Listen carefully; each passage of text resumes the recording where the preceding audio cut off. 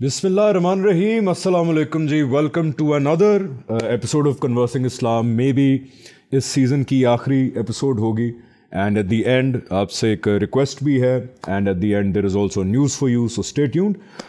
Conversing Islam जिसके अंदर हम कोशिशें करते हैं कि जो जवाबात हमें मिले इस खुदा से मुतल्लिक सवालात के, इस्लाम से मुतल्लिक सवालात के, शरीयत से मुतल्लिक सवालात के, जो हमें जवाब मिले अपने अपने सफ़र करने के बाद वो हम आप लोगों से शेयर करें, ताकि जो लोग रिवायती थॉट से नहीं उनको जवाबात मिल रहे शायद उनको यहाँ से जवाबात मिल जाएं विदाउट ऑल द स्ट्रगल, और जो लोग रिवायती उससे हैं स्कूल ऑफ थॉट से, उनके साथ एक डायलॉग इनिशिएट करने की एक कोशिश है. एक क्या कहते हैं कि आए बात करनी चाहिए इस बारे में कि क्या जैसे हम खुदा का दीन समझे हैं, जैसे हम समझे कि शायद सहाबा ने ये कहा है या आप सल्लल्लाहु अलैहि वसल्लम ने ये चाहा है, कहीं हमसे वो समझने में गलती तो नहीं होगी कहीं ना कहीं. तो आए हमारे साथ शरीक हों इस सफ़र में, हमें गलत साबित कर दें लेकिन दलील की बुनियाद पे और लॉजिक की बुनियाद पे. अब ये एनवायरनमेंट और ये ट्रेंड हमें ख़त्म करना पड़ेगा कि जिससे हम मुत्तफ़िक नहीं हैं हम किसी को ब्लास्फेमस कह दें, किसी को कुछ कह दें, अरेस्ट करवा दें, जेलों में डलवा दें, बैन करवा दें, फांसियाँ लगवा दें. अब ये ट्रेंड हमें ख़त्म करना पड़ेगा क्योंकि दुनिया एक ऐसे मोड़ पे पहुंच गई है जहाँ पे पूरी दुनिया में लगभग तकरीबन फ्रीडम ऑफ रिलीजन है. अब वो दौर नहीं है कि आप किसी गैर मुस्लिम मुल्क में खुदा अल्लाह ताला आप सल्लल्लाहु अलैहि वसल्लम की बात करेंगे, इस्लाम की बात करेंगे तो आपको उस मुल्क के अंदर, गैर मुस्लिम मुल्क के अंदर फांसी चढ़ा दिया जाएगा या मार दिया जाएगा या परसिक्यूट कर दिया जाएगा. ऐसा मौका नहीं है अब दुनिया के अंदर. इंसानी तारीख पहली दफ़ा उस पॉइंट पे पहुंच गई है जहाँ तकरीबन पूरी दुनिया के अंदर फ्रीडम ऑफ रिलीजन है. इजाज़त है आपको, आप खुदा का पैगाम ले के जाएँ, आपको कोई कुछ नहीं कहेगा. इस हालात में, इन हालात में अगर हमने खुदा के पैगाम को समझने की दयानतदारी से कोशिश ना की, अगर हमने दयानतदारी से अपने आप से सवाल ये ना पूछा कि आज खुदा का पैगाम दुनिया में नहीं काबिल कबूल रहा, जिसको हम समझते हैं खुदा का पैगाम, अगर वो काबिल कबूल नहीं है दुनिया में, अगर पूरी दुनिया ऐसे सवालात उठा रही है जिनके उनको काबिल तस्कीन जवाबात नहीं मिल रहे, तो कहीं हमसे गलती तो नहीं हो गई? कहीं 1400 साल के अंदर कुछ ना कुछ इक्का दुक्का जगह पे हमसे कुछ कोताही तो नहीं होगी समझने में खुदा का पैगाम? आए सफ़र के अंदर हमारा साथ दें क्योंकि we are one team.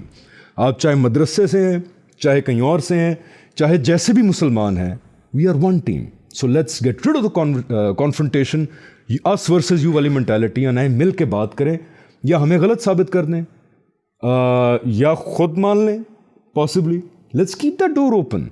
And इसमें कोई गलत बात नहीं है. अगर हम गलत होंगे तो हम माफ़ी मांगेंगे. क्यों हसन भाई? हम अपनी इस्लाह भी करेंगे, हम सीखेंगे, इल्मी बुनियाद पे जायज़ा लेंगे. यही तकाजा है इस दौर में मुस्लिम उम्मत का कि हम खुदा के पैगाम को समझ के दुनिया तक पहुँचाएं. या मुस्लिम उम्मत ने कुछ और करना है?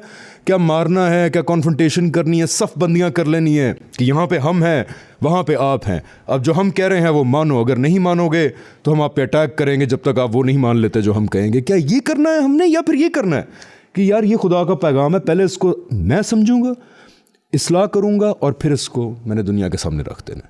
क्या इस पर ज़रा थोड़ा सा मैं चाहता हूँ सारे ख्याल करें. अच्छा खुलासा किया. ये जो रमज़ान की गुज़िश्ता 7 नशिस्तों में हमने गुफ्तगू का एहतमाम किया, उसका मकसद और वो जो नज़रिया जिसके तहत हम यहाँ बैठे हैं उसको आपने वाज़े करने की कोशिश की.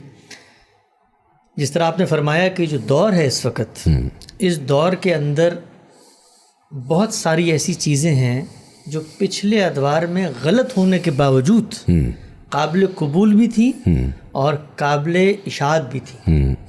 आज के दौर में वो चीज़ें ना सिर्फ ये कि काबिल कबूल नहीं रही, बल्कि अब वो लोगों के दिलो दिमाग में काबिल इशाअत भी नहीं. यानी आप पहले लोगों को ट्रेडिशन की बुनियाद पे, पहले लोगों को डॉगमेटिज्म की बुनियाद, तारीख़ की बुनियाद पे, पहले लोगों को तारीख़ के ज़ोर की बुनियाद पे कायल कर सकते थे, डरा धमका कर. बच्चे प्रेशर में रहते थे. बल्कि मैं मौका ही आ गया है तो मैं बयान कर देता हूँ. हमारी कुछ किस्तें अभी नशर हुई तो एक ख़ातून ने मुझसे रब्ता किया कनाडा से, बिल्कुल, और उन्होंने मुझसे रब्ता करके ये कहा कि मेरा एक बच्चा है और वो बच्चा जो है पाकिस्तान में पैदा हुआ, हमने उसको मुसलमान घराने में उसकी परवरिश परदाख तरबियत हुई. अब हम कनाडा उसको लेकर आए तो यहाँ के स्कूलिंग सिस्टम में वो गया, उसने यहाँ पर क्रिटिकल थिंकिंग और ये सब चीज़ें सुनी. तो गुज़िश्ता 6-7 साल से हम यहाँ कनाडा में रह रहे हैं और वो बच्चा नमाज़ें भी पढ़ता था, रोज़े भी रखता था और हमारे साथ ज़िक्र अस्कार भी करता था, सारे जो रिचुअल्स हैं वो अदा करता था. لیکن ابھی چند مہینے ہوئے کہ وہ میرے پاس آیا اور اس نے کہا کہ ماں بات یہ ہے کہ میں گزشتہ 6 سال سے ایتھیسٹ ہوں، میں مذہب کو نہیں مانتا، میرا کسی چیز پر کوئی بلیو نہیں ہے، یہ جتنی مذہبی داستانیں آپ لوگ سناتے ہیں یا آپ لوگ بیان کرتے ہیں یہ سب قصے کہانی ہیں، اس کو آپ علم اور عقل کی برہان پر کوالیفائی نہیں کر سکتے۔ تو وہ والدہ مجھ سے بات کرتے ہوئے رو رہی تھی اور وہ کہہ رہی تھی کہ مجھے دکھ اس بات کا نہیں ہے کہ میرا بچہ 6 سال صرف مجھے خوش رکھنے کے لیے ایک جھوٹا مسلمان بنا رہا اور آج اس نے اعلان کر دیا ہے، مجھے دکھ اس بات کا ہے کہ جو سوال وہ مجھ سے پوچھ رہا ہے مذہب کے بارے میں اس کو واپس لانا چاہتی ہوں مذہب پر، لیکن مجھے خود اس کا جواب نہیں آتا۔ تو یہ پوری کوشش جو ہے وہ اصل میں لوگوں کو شعوری طور پر اللہ کے دین کا تعارف کرانے کی ایک صحیح ہے کہ آپ خدا کے مذہب کو قبول کریں یا رد کریں، دونوں صورتوں میں پہلے یہ جانے کہ مذہب ہے کیا، مذہب ہے کیا، اس کے سورسز کیا ہیں، پھر اس کے بعد آپ اس سے اختلاف کریں۔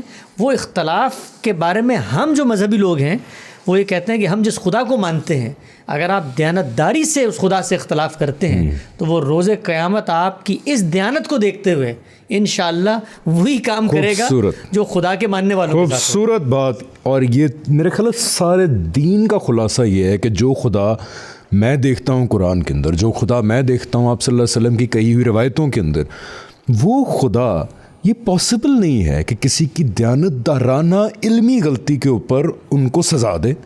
تو اس لیے میسج صرف اتنا ہے، پھر ہم آگے بڑھتے ہیں۔ آج بہت امپورٹنٹ کانٹینٹ ہے کہ دیانتداری ہمیشہ اپنے ملحوظ خاطر رکھنی ہے، اس یقین کے ساتھ کہ آئی will make sure, I will try my utmost best کہ میرا خلوص پیور رہے، میں دیانتداری سے ایک چیز دیکھوں اور اس کے بعد اگر میرے سے کوئی غلطی ہو گئی تو وہ پروردگار معاف کرنے والا ہے۔ یہ تمام لوگوں کے لیے ایک قانون ہے۔ اچھا جی، ہم یہاں پہ پہنچ گئے تھے، اب سنت کس طرف سے ہم کنکلوڈ کر کے جا رہے تھے حدیث کی طرف، ٹھیک ہے جی۔ پروگرام اگر آپ سیکوینس میں نہیں دیکھ رہے پلیز سیکوینس میں دیکھیں، because we are taking an argument forward in a very organized way, so please watch all the episodes جو پریویس ہیں اور پھر اس ایپیسوڈ پہ ہیں۔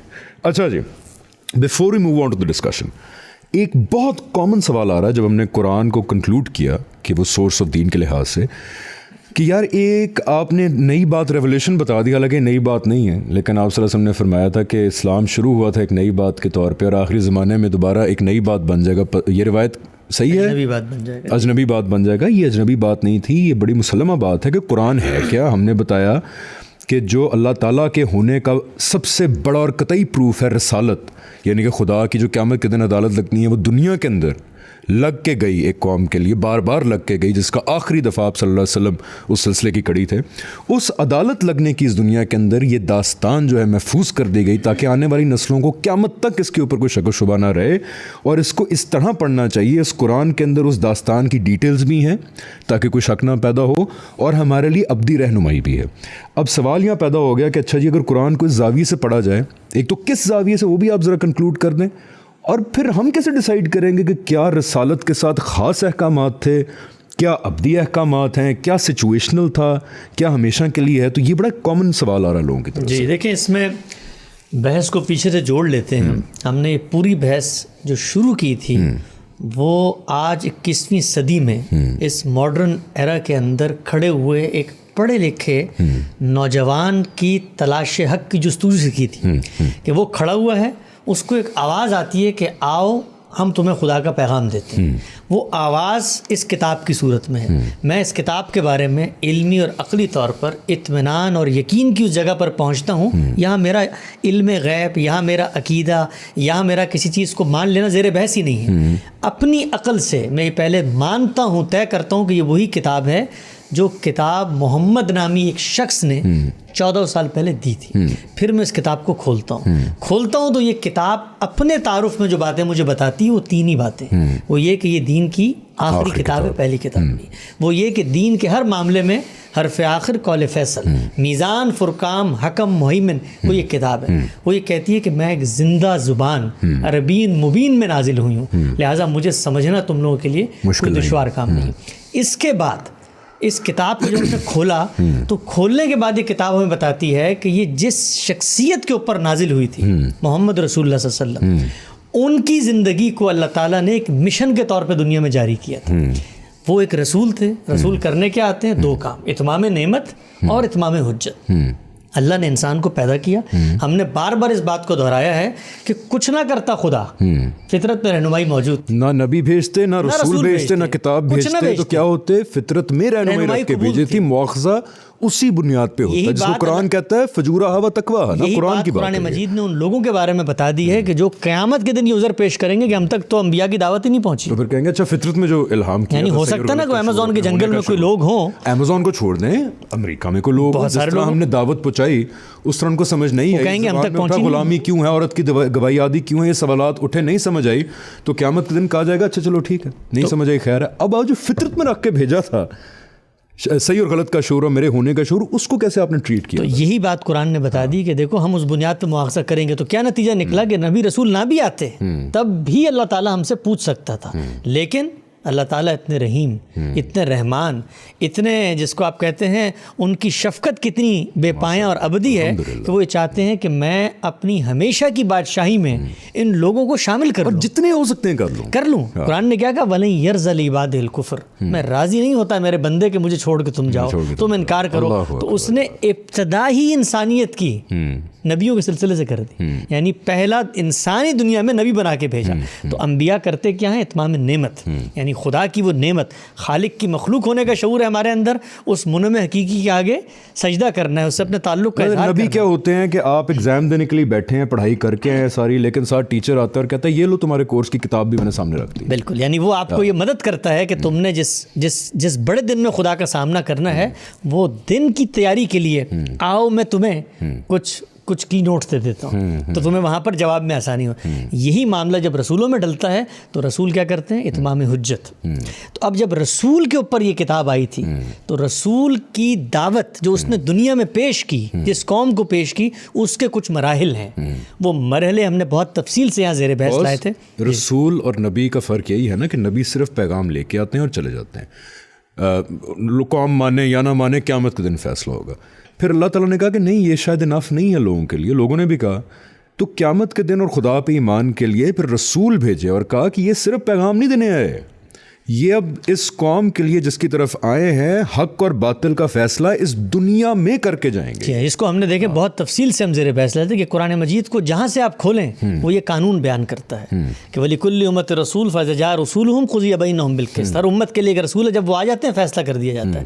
فیصلہ کیا ہوتا ہے؟ يُعَذِّبُهُمُ اللَّهُ بِأَيْدِيكُمْ، تمہارے ہاتھوں سے عذاب آتا ہے. کیوں آتا ہے؟ لِأَلَّا يَكُونَ لِلنَّاسِ عَلَى اللَّهِ حُجَّةٌ بَعْدَ الرُّسُلِ، تاکہ لوگوں پر اللہ کی حجت تمام ہو جائے، تمام کے پروف تمام ہو جائے. اس کا نتیجہ کیا نکلتا ہے؟ كَتَبَ اللَّهُ لَأَغْلِبَنَّ أَنَا وَرُسُولِي. ہم اپنے رسولوں کو غلبہ دے دیتے ہیں اور پھر رسول کو کہا کیا کفارکم خیر من اولئکم ام لکم براءۃ فی الزبر، یہ تمہارے مخاطبین پچھلوں سے بہتر ہیں. ان کے ساتھ بھی یہی ہوگا. یہ داستان ہے، اس عدالت کی داستان، یہ پلاٹ ہے، یہ تھیم ہے اس کتاب کا.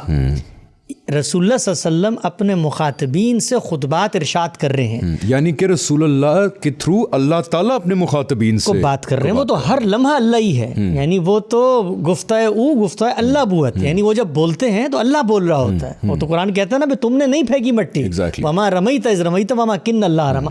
ہم زمین پہ کھڑے ہوئے ہیں تو خدا نے زمین پہ اتر کر کائنات کی آخری انتہا تک یہ میسج ثبت کر دیا کہ جس شخص کے ساتھ میں کھڑا تھا اس کے دعوت کے یہ مراحل ہیں اور دیکھو میں نے اس کو کامیاب کر دیا. تو اب جب میں قرآن پڑھوں گا تو یہ تاریخی پس منظر، یہ الہامی روایت کا پس منظر، یہ رسول کی دعوت کی داستان کے مراحل، یہ سب میرے سامنے ہوں گے تو میں اس سے ریلیٹ کروں گا. میں جب یہ پڑھوں گا کہ غیر المغضوب علیہم ولا الضالین کون ہیں تو مجھے پتا ہوگا کہ اللہ تعالیٰ نے قوموں کو اٹھا کر اس دعوت کے منصب پہ فائز کیا تھا، ان کو معزول کر کر اب امت محمدیہ کی تاسیس کی جا رہی ہے. بھٹکے ہوئے کون تھے اور جن پہ عذاب آیا کون تھے؟ بھٹکے ہوئے نصارہ تھے، اچھا، اور عذاب جن پہ ہے وہ یہود تھے. وہ کون تھے؟ وہ انبیاء کی تو جب ہم اس کتاب کو پڑھتے ہیں تو یہ کتاب اور یہ بھی میں آپ سے عرض کرتا ہوں کہ ہر دنیا کی کتاب، یعنی یہ کوئی اس کتاب کا خاصہ تو نہیں ہے، دنیا کی ہر کتاب کے اندر نہ تمام باتیں آفاقی ہوتی ہیں، نہ تمام باتیں اطلاقی ہوتی ہیں، اپلائیڈ ہوتی ہیں، وقتی ہوتی ہیں.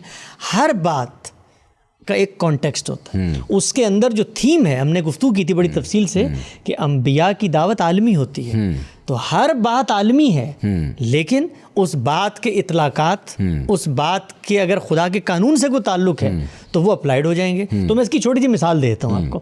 تو لوگوں نے پوچھا نا کہ کیسے سمجھ میں آئے گی. جب آپ یہ پڑھتے ہیں اور اس میں عذاب کی باتیں آتی ہیں کہ بھئی کفار تمہیں جہاں ملیں ان کا تم نے خاتمہ کر دینا ہے. وَيَكُونُ الدِّينُ كُلُّهُ لِلَّهِ, یہاں پر صرف دین اللہ ہی ہو کر رہے گا. فَاقْتُلُوا الْمُشْرِكِينَ حَيْثُ وَجَدتُّمُوهُمْ, کافروں کو مار دو جہاں ملیں. یہود و نصارہ تمہارے دوست نہیں ہو سکتے اور یہ راضی نہیں ہوں گے جب تک تم ان کا دین نہ اپنا لو. یہ سب کرنے کے بعد میں نے قرآن پڑھا اور مجھے لگا یہ تو مجھ سے کہا جا رہا ہے. تو جیسے ہی میں نے یہ سوچا تو قرآن نے آ کر میری انگلی پکڑ لی اور کہا وَمَا كُنَّا مُعَذِّبِينَ حَتَّىٰ نَبْعَثَ رَسُولًا, یہ تم سے نہیں ہے اس لیے کہ خدا کے جرائم کا عذاب اس وقت تک نہیں ہوتا جب تک ہم رسول نہ. اللہ اکبر, یہ بڑا اچھا خلاصہ کیا. تو یہ کتاب جو ہے خود بتاتی ہے, یہ کتاب اپنے بارے میں کہتی ہے کہ نہ باطل اس میں دائیں سے داخل ہو سکتا ہے نہ بائیں سے. یہ عربی مبین میں ہے, یہ خدا نے نازل کی ہے. اس کی شان دیکھیں آپ کہ یہ آپ کو ادھورا چھوڑ دے گی ایک بات کر کے کہ پتہ ہی نہیں ہے. ہر چیز کے بارے میں ایک ایک لفظ, ایک ایک جملہ, ایک ایک سورہ, ایک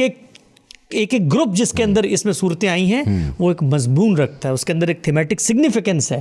وہ سگنیفیکنس آپ کو بتاتی ہے کہ کون سی بات کس موقع پر کس سے کہی جا رہی ہے اور اس میں میرے لیے کیا سبق ہے. بس ٹھیک ہے, میں عام انسان کے لیے خلاصہ کر دوں کہ میں جب قرآن پڑھتا ہوں تو میں اس نظر سے پڑھتا ہوں کہ اللہ تعالیٰ کے آخری رسول دنیا میں آئے, انہوں نے 23 سال پوری اللہ تعالیٰ کی عدالت برپا کی. انہوں نے کیا, اللہ تعالیٰ نے ان کے تھرو اپنی عدالت اس دنیا میں برپا کی, جس میں وہ دیکھیں نا مشرکین سے بھی بات ہوگی, نصارہ سے بات ہوگی, یہود سے بات ہوگی, ماننے والوں سے مسلمانوں سے بات ہوگی.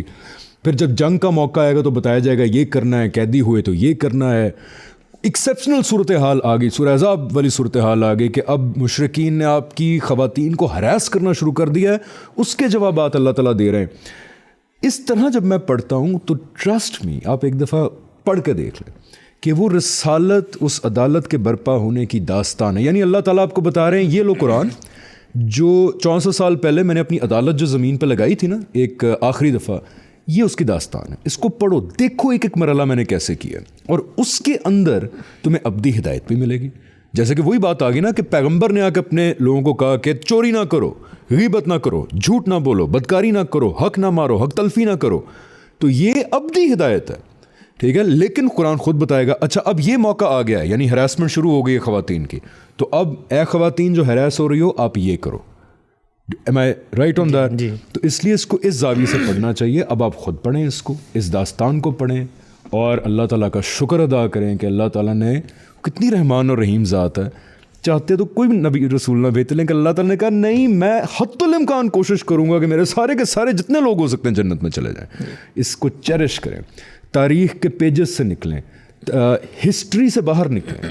فلانے نے یہ کیا, اس نے یہ کیا, تم مانتے ہو فلانے نے یہ کیا یا نہیں کیا, ہسٹری سے باہر نکل آئیں, اس کے اوپر آئیں, اس قرآن کی روشنی میں باقی چیزوں کو سمجھیں رادر دین کہ باقی چیزوں کی روشنی میں قرآن کو سمجھنا شروع کریں. Okay, I think now we have summarized it very well. ہم یہاں تک پہنچ گئے تھے پچھلی ایپیسوڈ سے. سنت you defined very well. Now should we move to حدیث. جی آئیں جی, کنٹروورشل بسم اللہ کریں. دیکھیں میں یہاں پر بھی وہی دعوت دوں گا جو سنت کو سمجھاتے ہوئے دی تھی کہ ایک طالب علم کی طرح اس سفر میں شریک ہوں. جو ہم ویوز شیئر کر رہے ہیں یہ کسی خاص نقطہ نظر کی طرف آپ کو بلانے کی دعوت نہیں ہے, بلکہ یہ کچھ ایکسپلوریشن ہیں جو ہمارے سامنے ہوئی ہیں, اس کو ہم آپ کے سامنے رکھتے ہیں, اس کو کاؤنٹر کریں. ہو سکتا ہے اس معاملے میں ہم سے کوئی بڑی غلطی ہو گئی ہو, لیکن حقائق کے سچے طلبہ بن کر اور چیزوں کو اپنے اعتراف اور علم کی جگہ پر کھڑے ہو کر ایکسپلور کر کے دیکھیں کہ بات چلی کہاں سے تھی. سنت کہاں سے آ گئی تھی اس قرآن میں. سنت یہاں سے آئی تھی کہ قرآن کو پڑھتے ہوئے ہمیں قرآن نے بار بار یہ بتایا کہ بھائی ایک ملت ابراہیمی ہے, اور پیغمبر کو کہا انتبع ملت ابراہیم حنیفا ومن یرغب عن ملت ابراہیم الا من صفا, یعنی جو ملت ابراہیم کو چھوڑتا ہے وہ تو حماقت پہ بیٹھا ہوا ہے. وہ اجتباکم, اور کیا کہا, ملت ابیکم ابراہیم ہوا سماکم المسلمین من قبل وفی ھذا, تمہارا باپ ابراہیم جس کو اللہ تعالیٰ نے اس ملت کا سربراہ بنایا اس کو فالو کرو, اس کے ٹریڈیشن کو فالو کرو. تو ہم نے کیا نتیجہ نکالا تھا اس کا کہ اگر ٹریڈیشن کو فالو کرنے کی بات کی جا رہی ہے اور ٹریڈیشن کی ڈیٹیل نہیں ہے تو اس کا مطلب ٹریڈیشن آلریڈی ایگزسٹ کرتا ہے. اس کا مطلب یہ ہے کہ اللہ تعالیٰ نے کیا ایک بےمانی بات کی ہے. ٹریڈیشن ایگزسٹ کرتا ہے, میں کہتا ہوں کہ اس رستے پہ چلو, وہ رستہ ہے تو آپ وہاں جائیں گے نا, کہ وہ دیکھو رستہ اس پہ چلو, بالکل صحیح. ٹریڈیشن ایگزسٹ کرتا تھا. پھر ہم نے اس بحث کو دیکھا کہ مان لیا ٹریڈیشن تھا پہلے، میں کیسے جانوں ملت ابراہیم کا ٹریڈیشن کیا تھا؟ پری ہسٹورک دور ہے، 20 انبیاء ہے بنی اسرائیل میں، انبیاء کو قتل کر دیا گیا، اپنی انٹرپریٹیشنز ہوں گی، سیدنا مسیح آ گئے، سیدنا مسیح کو لوگ ہی نہیں ملے، کتاب ہی مرتب نہیں ہو سکی، میں کہاں سے ڈھونڈوں ٹریڈیشن؟ تو مجھے یہ بتایا گیا کہ بھائی میرے لیے تو اس دنیا میں دین کا تنہا ماخذ کون ہے؟ محمد رسول اللہ صلی اللہ علیہ وسلم کی ذات والا صفات. وہ بتائیں گے مجھے اپنے عمل سے کہ ٹریڈیشن میں پیچھے کہاں غلطیاں تھیں انہوں نے اس کی اصلاح کر دی، کہاں وہ چھپ گئی تھی انہوں نے اس کی تجدید کر دی، کہاں کمی تھی اس کو انہوں نے تبدیل کر کے اضافہ کر دیا. ہم نے ایک مثال سے اس کو سمجھا تھا کہ عبادت تمام انبیاء کر رہے تھے، نماز تمام انبیاء پڑھ رہے تھے، لیکن نماز جب رسول اللہ صلی اللہ علیہ وسلم تک پہنچی ہے تو آپ پر قرآن آیا ہے نا، تو آپ نے پرانی دعاؤں کو اس سے ریپلیس کر دیا. میں نے ایک مثال دی تھی کہ ایک آئین دستور چلتا چلا آ رہا ہے، اس کے اندر آپ نے کچھ امینڈمنٹس کر دی، اس کا بنیادی ڈھانچہ ایک ہی ہے، وہ امینڈمنٹس کے ساتھ جاری ہو گیا تو میں اس کا تو سنت بھی تو پھر وہی ہوئی نا ٹیکنیکلی. یعنی سنت اصل میں وہی ہی ہے، وہی کے وہ تقاضے جو زندگی یا اعمال سے ایکشن سے متعلق ہوتے ہیں وہی ہے. اللہ ہی بتائیں گے نا نماز کیسے پڑھنی ہے. آپ صلی اللہ علیہ وسلم نے کیسے بتایا مجھے کہ یہ سنت ہے؟ آپ صلی اللہ علیہ وسلم جس معاشرے میں پیدا ہوئے وہ انبیاء اور خدا کو ماننے والا معاشرہ ہے، بنی اسماعیل ہیں، وہ حرم مکہ کے گرد آباد ہیں، وہاں لوگ حج کرنے آتے ہیں، وہاں لوگ نمازیں پڑھتے ہیں اپنی تمام بدعتوں کے ساتھ. بہرحال وہ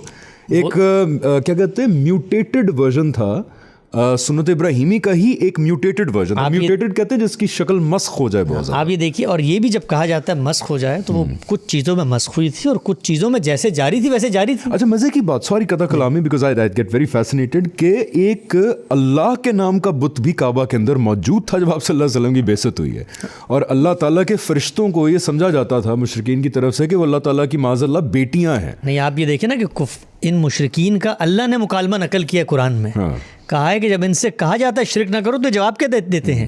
ما نعبدوہ الا لیقربونا الی اللہ زلفا. او بھائی ہم ان کی اسی لیے عبادت کرتے ہیں کہ یہ ہمیں اللہ کے قریب کر دیتے ہیں. ان سے پوچھو تو کہیں گے لیقون اللہ ہی، تو وہ اللہ کے ماننے والے لوگ تھے، نمازیں پڑھی جا رہی، روزے رکھے جا رہے ہیں. ان کے اندر اگر کوئی کمی بیشی تھی، ان کے اندر کوئی ترمیم و اضافہ تھا تو وہ نبی نے جاری کر دی. جاری کیسے کیا؟ کسی کے کان میں بتایا. اگر کوئی ایسی چیز تھی جو قیامت تک جاری کرنی تھی تو جس طریقے سے قرآن جاری کیا، کاتبین وہی ہیں، لوگ لکھ رہے ہیں، لوگ پڑھ رہے ہیں، 23 سال آپ رہے، سب لوگ متفق ہیں کہ یہ بات ٹھیک ہے، حفاظ پیدا ہوئے، جبرائیل نے آ کر تلاوت سنی. تو ایک دین کے سیکشن کا اگر یہ اہتمام ہے تو کیا آپ کی عقل یہ کہتی ہے کہ دوسرے دین کے سیکشن کے لیے جو عمل سے متعلق ہے ان لوگوں میں چھوڑ دیا، یعنی ان لوگوں میں جو جاری ہے، یعنی وہ اس سے زیادہ اسٹرانگ پاورفل میڈیم سے آگے منتقل ہو رہا ہے. بچے باپ کو دیکھ رہے ہیں، باپ مسجد کے امام کو دیکھ رہا ہے، امام کو غلطی کرے تو پورے ائمہ کا قبیلہ اس کو دیکھ رہا ہے. یہ سب کچھ موجود ہے. تو سنت کے بارے میں ہم نے کہا تھا کہ وہ بھی اجماع اور کنٹینیوس ایک عمل سے آگے بڑھی، تواتر عملی کنٹینیوٹ عمل ہے.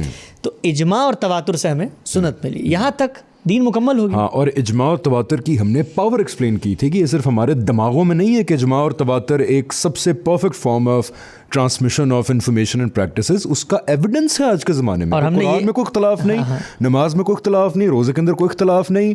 اور جلدی سے باتیں بتائیں، اور کیا ہے؟ نماز، روزہ، حج، قربانی ہے، حج ہے، عبادت ہے، ختنہ ہے، تشمیت ہے. ہم نے تو بتایا تھا کہ وہ جو چھینکنے کی سنت ہے اس کے اندر یہاں آج امریکہ میں بھی جاری ہے، امریکہ میں بھی جاری ہے. یعنی کہ اس کی پاور دیکھیں اجماع اور تواتر کی، کہ آج بھی ان چیزوں کے اندر کوئی اختلاف نہیں ہے. اور یہ اجماع اور اختلاف ان چیزوں کے بعد شروع ہوتا ہے اب جہاں پہ ہم جا رہے ہیں. یہ کوئی دینی عمل نہیں ہے، یہ علم کو پہنچانے کا عمل ہے. یہ وہ گاڑی ہے جس کے اوپر رکھ کے آپ انفارمیشن لے کے جاتے ہیں. ایگزیکٹلی. اور اس کے علاوہ کوئی پاسبل نہیں اور عمل نا. یہاں تک اگر بات سمجھ میں آ گئی ان طلبہ کو جو خدا کی بات جاننا چاہتے ہیں، تو اب بات تو ختم ہو گئی. یہاں پہ اجماع اور تواتر سے قرآن بھی مل گیا اور سنت بھی مل گئی. تو اب اگر کسی نے کسی دوسری چیز کو سورس ثابت کرنا ہے تو پہلے وہ کہے، تو یہ ذمہ داری تو اس کے سر ہے کہ وہ، جس طرح ہم نے کہا نا قرآن خدا کی کتاب ہے، یہ تو ایک قرآن نے بتا دیا.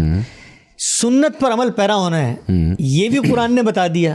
تو اب اگر آپ نے کسی تیسری چیز کو سورس بنانا ہے، ایک ایڈ کروں جی، سنت پر عمل درآمد کرنا ہے، یہ بھی قرآن نے بتا دیا. اور اس سنت بھی آج ہر مسلمان گھر میں بالکل مسلمہ پائی جاتی ہے. بالکل صحیح. تو اب اگر کوئی شخص، کوئی گروہ، کوئی عالم، کوئی فقیہ یہ کہتا ہے کہ دین کا کوئی اور سورس بھی ہے، تو ممکن ہے ہو. میں کہتا ہوں ایک سوال پوچھتا ہوں، پوچھوں؟ ہاں، کیونکہ یہ اسکرپٹڈ نہیں ہے، سو آئی ڈونٹ نو کہ آپ تمہید باندھ رہے ہیں اس میں کہاں فٹ آتا ہے. پوچھے. میں یہ کہتا ہوں کہ بھائی جان آپ کی بات سمجھ گئے. میرے 2 سوالات ہیں.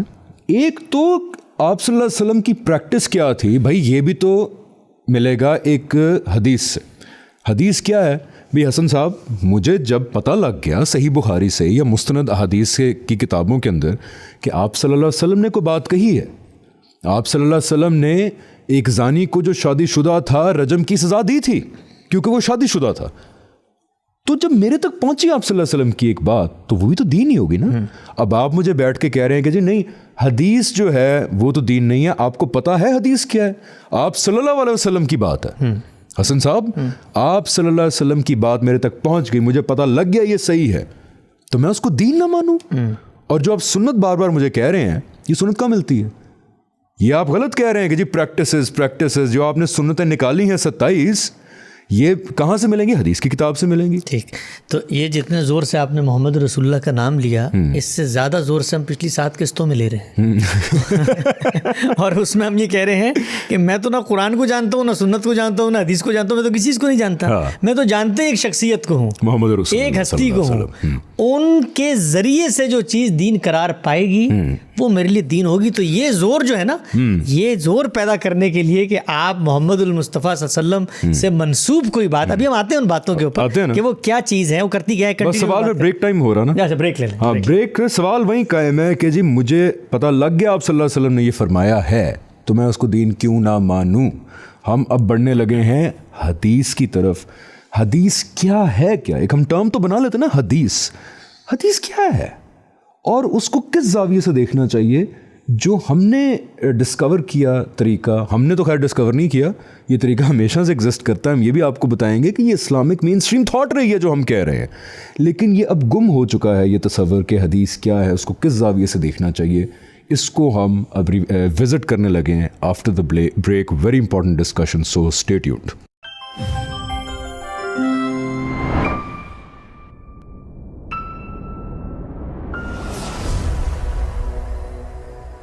جی welcome back to conversing Islam. Hasan بھائی یہاں تک پہنچ گئے تھے کہ سورسز کیا ہیں. اللہ تعالیٰ نے مجھے کہا ٹھیک ہے جی قرآن ہو گیا, ٹھیک ہے جی آپ نے کہا تو سنت بھی ہو گئی.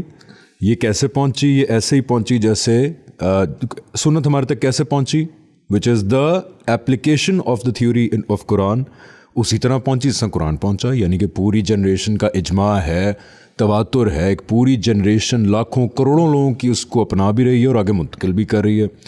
اچھا جی چلیں ٹھیک ہے. اب مسئلہ آ گیا ہے حدیث کا کہ اگر کوئی روایت آپ صلی اللہ علیہ وسلم کی کوئی بات پہنچ گئی, چاہے ایک بندے نے کہی یا 10 لوگوں نے کہی, اور پتہ لگ گیا کہ الفاظ آپ صلی اللہ علیہ وسلم کے, تو آپ کہتے ہیں کہ وہ دین کا سورس جو ہے نہیں ہے. Please explain. دیکھیں دین کے جن سورسز پہ اب تک ہم نے گفتگو کی اس میں قرآن مجید تھا, ایک سنت تھی, اور ہم نے کہا دین کے سورس مکمل ہو گئے. تو آپ نے سوال کیا کہ یہ کیسے مکمل ہو گئے, کہ جب کہ بالعموم یہ سمجھا جاتا ہے کہ رسول اللہ صلی اللہ علیہ وسلم کی جو باتیں ہیں جن کو اصطلاح میں اخبار احاد یا حدیث کہا جاتا ہے وہ بھی تو دین کا سورس ہیں. تو میں نے دعوت دی تھی کہ طالب علموں کی طرح پھر سے آتے ہیں اور اس مسئلے کو ایکسپلور کرتے ہیں. اس مسئلے کو دیکھنے کے بہت سارے زاویے ہیں. آپ اس پہ کچھ عقلی اعتراض کر سکتے ہیں. مثلاً بعض لوگوں نے کیے کہ بھائی ثبوت کے اعتبار سے, یعنی کسی چیز کو پروف کرنے کے اعتبار سے رسول اللہ صلی اللہ علیہ وسلم کی جو باتیں ہم تک پہنچی ہیں وہ اخبار احاد کے اصول پہ پہنچی ہیں, لوگوں نے پہنچائی ہیں, لہٰذا وہ ایک ضنی ماخذ ہے. ضنی ماخذ کا مطلب یہ ہوتا ہے کہ اس میں صحیح اور غلط دونوں کا احتمال موجود ہے, لہٰذا یہ جو تیسرا سورس ہے یہ ریلائبل سورس نہیں ہے. بعض لوگوں نے یہ کہا, ہمارا نقطہ نظر یہ نہیں ہے بطور طالب علم کے. بعض لوگوں نے یہ کہا کہ یہ جو باتیں پہنچی ہیں یہ تو رسول اللہ کی باتیں ہی نہیں ہیں, یہ باتیں تو بعد میں لوگوں نے گڑھ لی ہیں. ہمارے ہاں جو اورینٹلسٹ یا مستشرقین تھے انہوں نے اس مقدمے کے لیے بہت زیادہ دلائل جمع کیے اور کہا کہ مختلف مسالک جو وجود میں آ گئے تو انہوں نے اپنی ضروریات کے لیے رسول اللہ کی باتیں بیان کرنا شروع کر دی. تو مختلف نقطہ ہے نظر آپ کو ملیں گے رسول اللہ صلی اللہ علیہ وسلم کی باتوں کے حوالے سے. میں نے اس طرح عرض کیا کہ میں بطور طالب علم جب یہ مسئلہ ہمیں پیش آیا تو ہم نے کیسے کس ہورائزن سے اس کو ایکسپلور کیا وہ آپ کے سامنے رکھتا ہوں. میں اگر آپ سے کہوں کہ حدیث کو سمجھنے کی 10 تھیوریز ہیں اور ان میں سے ایک تھیوری وہ ہے جو خود رسول اللہ صلی اللہ علیہ وسلم نے بتائی ہے. تو کیا آپ مجھے یہ کہیں گے کہ میں سب سے پہلے اسی تھیوری کو سمجھنا چاہتا ہوں جو رسول اللہ صلی اللہ علیہ وسلم نے اپنی باتوں کے بارے میں خود بیان Could we put it in this way کہ حدیث مبارکہ صلی اللہ علیہ وسلم کیا ہے؟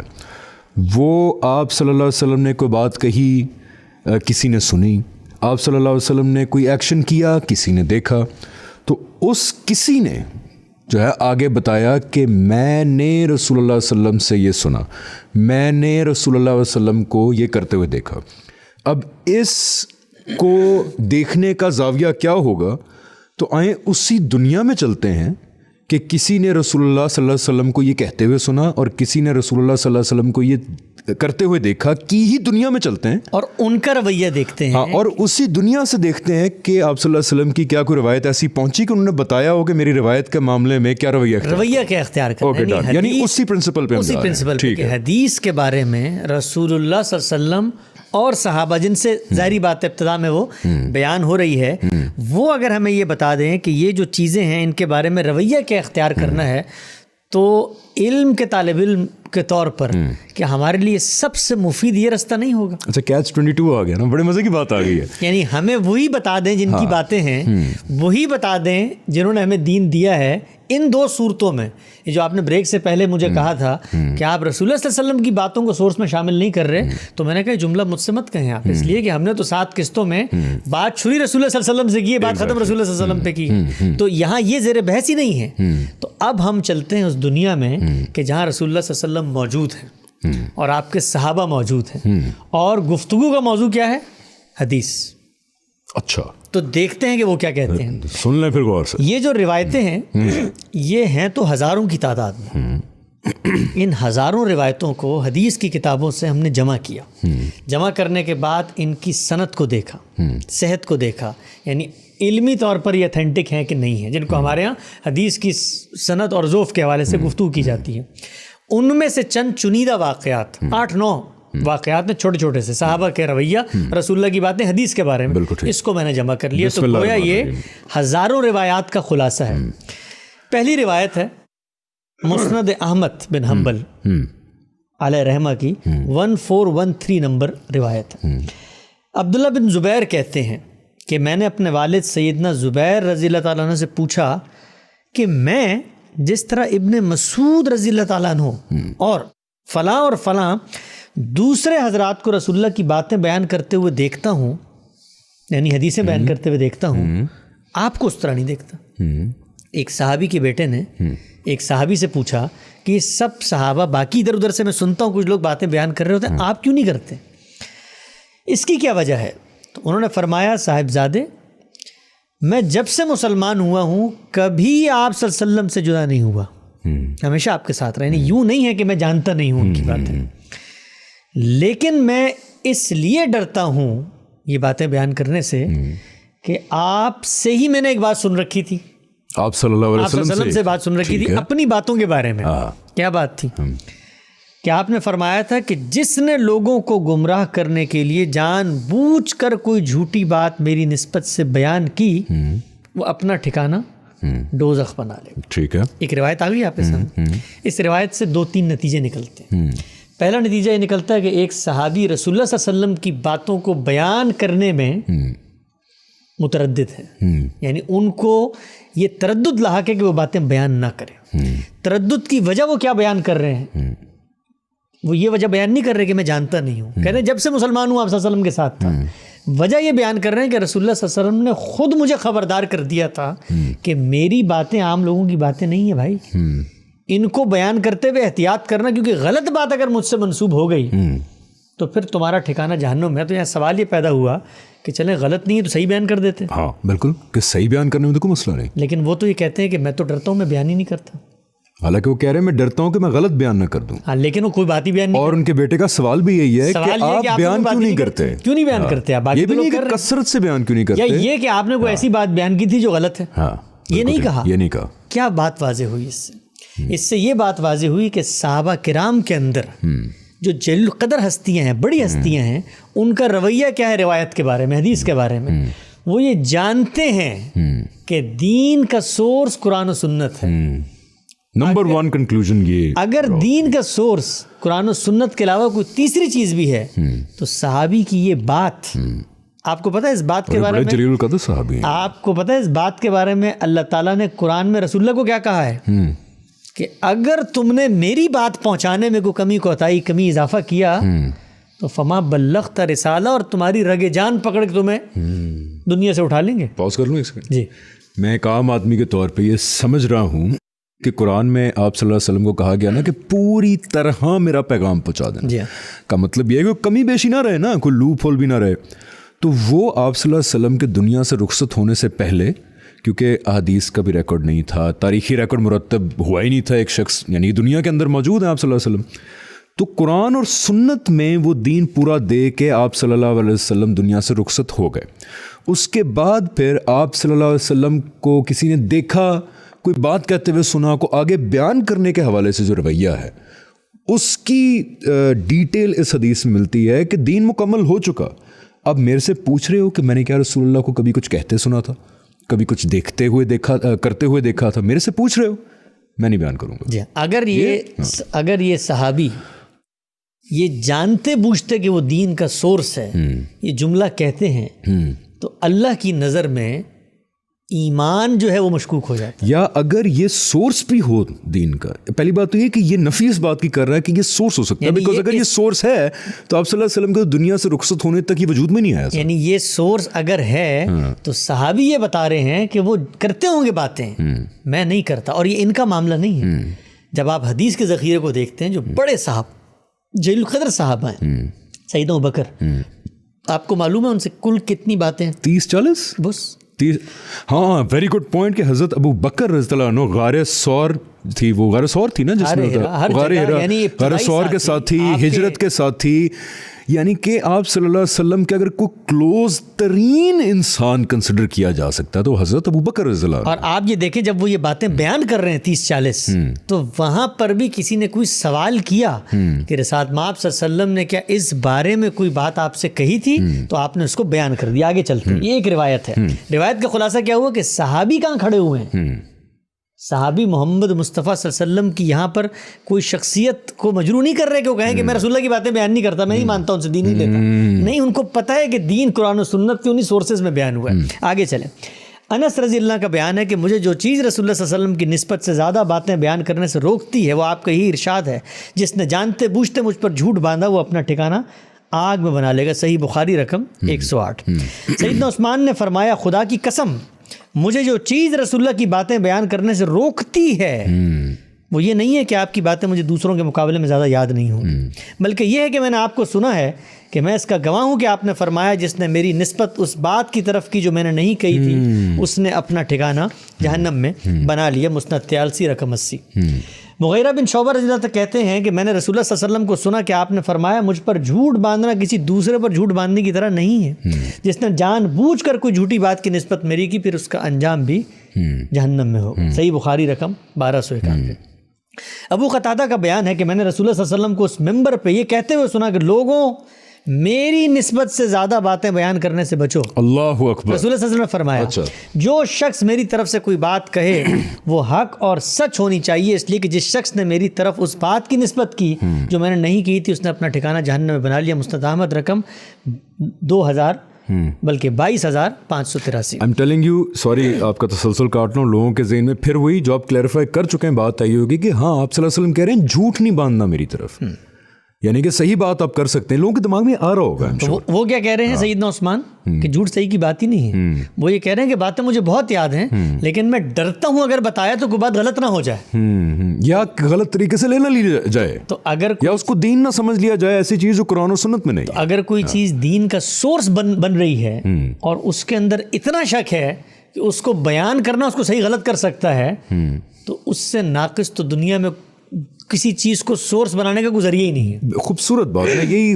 کئی دفعہ ہوتا ہے آپ کوئی چیز سوچ رہے ہوتے ہیں اور اس کو الفاظ نہیں آ رہے تھے ذہن میں. You described it in a very very nice way کہ اگر جلیل القدر صحابہ یعنی حضرت ابو بکر رضی اللہ عنہ جیسے صحابہ, حضرت عثمان جیسے صحابہ رضی اللہ عنہ جیسے صحابہ سارے کہہ رہے ہیں کہ آپ صلی اللہ علیہ وسلم کی نسبت سے ہم باتیں نہیں بتائیں گے اس لیے کہ کل کلاں غلطی سے لوگ اس کو دین نہ بنا لیں, यानी कि सोर्स ऑफ दीन ना बन जाए. इट ऑल्सो टेल्स यू कि दे फोरसॉ इट. जी आगे चलते हैं. अबू सईद कहते हैं कि रसूलुल्लाह सल्लल्लाहु अलैहि वसल्लम ने फरमाया मेरी बातें बयान करो, इसमें कोई हर्ज नहीं, बयान करो, लेकिन मुझ पर झूठ बांधने की जिसारत ना करो. याद रखो जिसने जानते बूझते मुझसे झूठ बांधा उसका ठिकाना जहन्नम में. मुस्नद अबी आला 1209. अबू मूसा रज़ियल्लाहु अन्हु एक दूसरे सहाबी उक़बा बिन आमिर रज़ियल्लाहु अन्हु को नबी सल्लल्लाहु अलैहि वसल्लम के हवाले से कुछ रिवायतें मिंबर पर बयान करते हुए सुनते हैं तो फरमाते हैं. एक सहाबी दूसरे सहाबी को रसूलुल्लाह की बातें मिंबर पे बयान करते हुए सुनते हैं. रसूलुल्लाह की तरफ निस्बत हुई बात. हाँ, यानी एक सहाबी ये बता रहे हैं मिंबर पे बैठ के कि मैंने रसूलुल्लाह से सुना था. हाँ, मैंने रसूलुल्लाह से सुना था, उनको करते हुए देखा था, वो बता रहे हैं. तो दूसरे सहाबी मस्जिद में बैठे हुए हैं, उनको देख रहे हैं, वो तबसरा फरमा रहे हैं. फरमाया तुम्हारा ये साथी या हाफिज है या हलाक होने वाला है. तुम्हारा ये साथी या हाफिज है या हलाक होने वाला. आगे फरमाया रसूलुल्लाह सल्लल्लाहु अलैहि वसल्लम ने जो आखिरी वसीयत हमें फरमाई वो ये थी कि अल्लाह की किताब को अपने ऊपर लाजिम पकड़ो. अल्लाहु अकबर. ठीक. तुम अनकरीब ऐसे लोगों की तरफ जाओगे जो मेरी बातें बयान करना पसंद करेंगे. ये भी रसूलुल्लाह की बात ही बता रहे हैं. सो प्रोफेटिक है. सो याद रखो जो शख्स मेरी तरफ किसी ऐसी बात की निस्बत करता है जो मैंने नहीं कही वो अपना ठिकाना जहन्नुम में बना ले. जिसने मेरी बात अच्छी तरह याद रखी हो बयान करना चाहे तो ज़रूर बयान कर दे. आखिरी रिवायत अबू सईद कहते हैं कि रसूलुल्लाह सल्लल्लाहु अलैहि वसल्लम ने फरमाया मेरी तरफ से कुरान के सिवा कोई चीज़ ना लिखो. जिसने मेरे हवाले से कोई चीज़ कुरान के सिवा लिखी वो उसे लाजमन मिटा दे. और फिर बाज़ रिवायतों में आता है कि रसूलुल्लाह सल्लल्लाहु अलैहि वसल्लम ने लोगों को लिखने की इजाज़त भी दे दी. ये जो सारी रिवायतें हैं इनको पढ़ने के बाद ये रिवायतें कुछ नताइज बयान कर रही हैं. अभी हम कुछ नहीं कहते, हम आएंगे उस पर कि हमारा हदीस के बारे में रवैया क्या होना चाहिए. और ये सही रिवायतें हैं, ये सारी सनदन सही रिवायतें, हदीस की साइंस के लिहाज से ये सही है, सही रिवायतें, बेगुबार रिवायतें, इनकी सनद पर कोई एतराज़ नहीं किया. ये सारी रिवायतें ये बता रही हैं कि रसूलुल्लाह सल्लल्लाहु अलैहि वसल्लम ने अगर किसी मौके पर लिखने से रोका तो अगर कोई चीज़ दीन का सोर्स थी तो उसको तो उसी एहतमाम से रुकवाना क्या लिखवाने का एहतमाम करना चाहिए ना. रोका क्यों? रोका इसलिए कि कातबीन वही लिख रहे हैं, लोग कुरान मजीद लिख रहे हैं. तो ये ना हो किसी मौके पे आपने कोई बात देखी सुनी समझी और जाके लिख दी तो रसूलुल्लाह ने रोक दिया. अगर कोई चीज़ सोर्स बनने की सलाहियत रख रही थी या उसको रसूलुल्लाह ने बतौर सोर्स इनिशिएट किया था तो रोकना असल में दीन की इशाअत को रोकना है. दीन की और कुरान ने उसके बारे में कह दिया अगर ये काम किया तो रगे जान से पकड़ लेंगे. पहली बात. दूसरी बात सहाबा का रवैया क्या सामने आ रहा है कि वो दीन की बातों को आगे पहुंचाना तो लाजिम समझते हैं. उस पे जाने दे रहे हैं, उस पे जिंदगियां कुर्बान जाने दे रहे हैं. सैयदना अबू बकर कहते हैं कि अगर बकरी की रस्सी भी ज़कात में नहीं दी तो जंग करूंगा मैं. और सहाबा निकले कादिसिया के मैदान में और रोमो ईरान तक पहुंच गए हैं रसूलुल्लाह के और कुरान के अहकामात को सामने रखते हुए. लेकिन रसूलुल्लाह की निस्बत से सुनी सुनाई हुई बातें उनके बारे में क्या उनका यही रवैया है? तो सहाबा का जो रवैया सामने आता है वो ये है कि वो इसको बतौर दीन का सोर्स या माखज़ रिसीव नहीं कर रहे और इस एहतियात के साथ कि इसमें कोई बात रसूलुल्लाह की निस्बत गलत बयान ना हो जाए, रसूलुल्लाह सल्लल्लाहु अलैहि वसल्लम की निस्बत से बातें बयान करते हुए तरद्दुद का शिकार है, रुके हुए हैं. और इस खौफ में है कि अगर हमने कोई गलत बात बयान कर दी तो रसूलुल्लाह सल्लल्लाहु अलैहि वसल्लम ने इतनी सख्त वईद सुनाई है तो हम ये बातें बयान ही नहीं करते. एक पॉइंट और इधर यहाँ पे आता है कि जो एटलीस्ट मैं समझा हूँ एज माई ओन नुक्ता नज़र टू सी इस्लाम के जो हज़रत अबू बकर का रवैया था, मैं हज़रत अबू बकर को एज अ रोल मॉडल ले रहा हूँ because in my opinion he was the closest to the profit Mohammad सल्लल्लाहु अलैहि वसल्लम. मैं गलत हूँ इस बात पे या सही हूँ? बिल्कुल सही. उनका जो रवैया था कि जब उन्होंने कुछ रिवायतें आप सल्लल्लाहु अलैहि वसल्लम के मुतालिक बयान की, जब हम उनकी कुछ डिटेल्स में जाते हैं तो नज़र ये आता है कि वो बड़ा कोई शदीद मौका आन पहुंचा था. यानी कि किसी केस का फैसला करना था, लोगों में किसी चीज़ के बारे में क्या कहते हैं इश्तियाल पाया जाता था या उनमें कंसेंसस नहीं हो रहा था. बहुत ही मजबूरी के आलम में हज़रत अबू बकर सल्लल्लाहु अलैहि वसल्लम आखिरी हथियार के तौर पे कहते थे कि मैं ये इसलिए कर रहा हूँ क्योंकि मैंने रसूलुल्लाह को ये करते हुए या सुना था कहते हुए. यानी कि बहुत ही मजबूरी में आप बता रहे हैं. बस मुझे ये लगता है कि अहादीस मुबारका सल्लल्लाहु अलैहि वसल्लम का जो रिकॉर्ड है जो आप आगे एक्सप्लेन करेंगे वो सहाबा ने खुद एज अ गाइडिंग टूल लिया, as a guidance Lee rather than के सोर्स. وہ تو ان کے رویے سے پتہ لگ رہا ہے کہ انہوں نے رہنمائی حاصل کرنے کے لیے کئی معاملوں میں یا لوگوں کو پروو کرنے کے لیے کہ آپ صلی اللہ علیہ وسلم نے یہی کہا تھا یا کیا تھا کے طور پہ لیا، نہ کہ دین کے سورس کے طور پہ لیا ہے اس کو. یہ تو بڑا کلیئر ثابت ہے. بالکل بالکل. اب دیکھیں جو ہم نے راہ اختیار کی، جو میتھڈالوجی اختیار کی حدیث کو سمجھنے کی، وہ میتھڈالوجی ہے رسول اللہ صلی اللہ علیہ وسلم کی اپنی روایات کے بارے میں اپنے بیانات.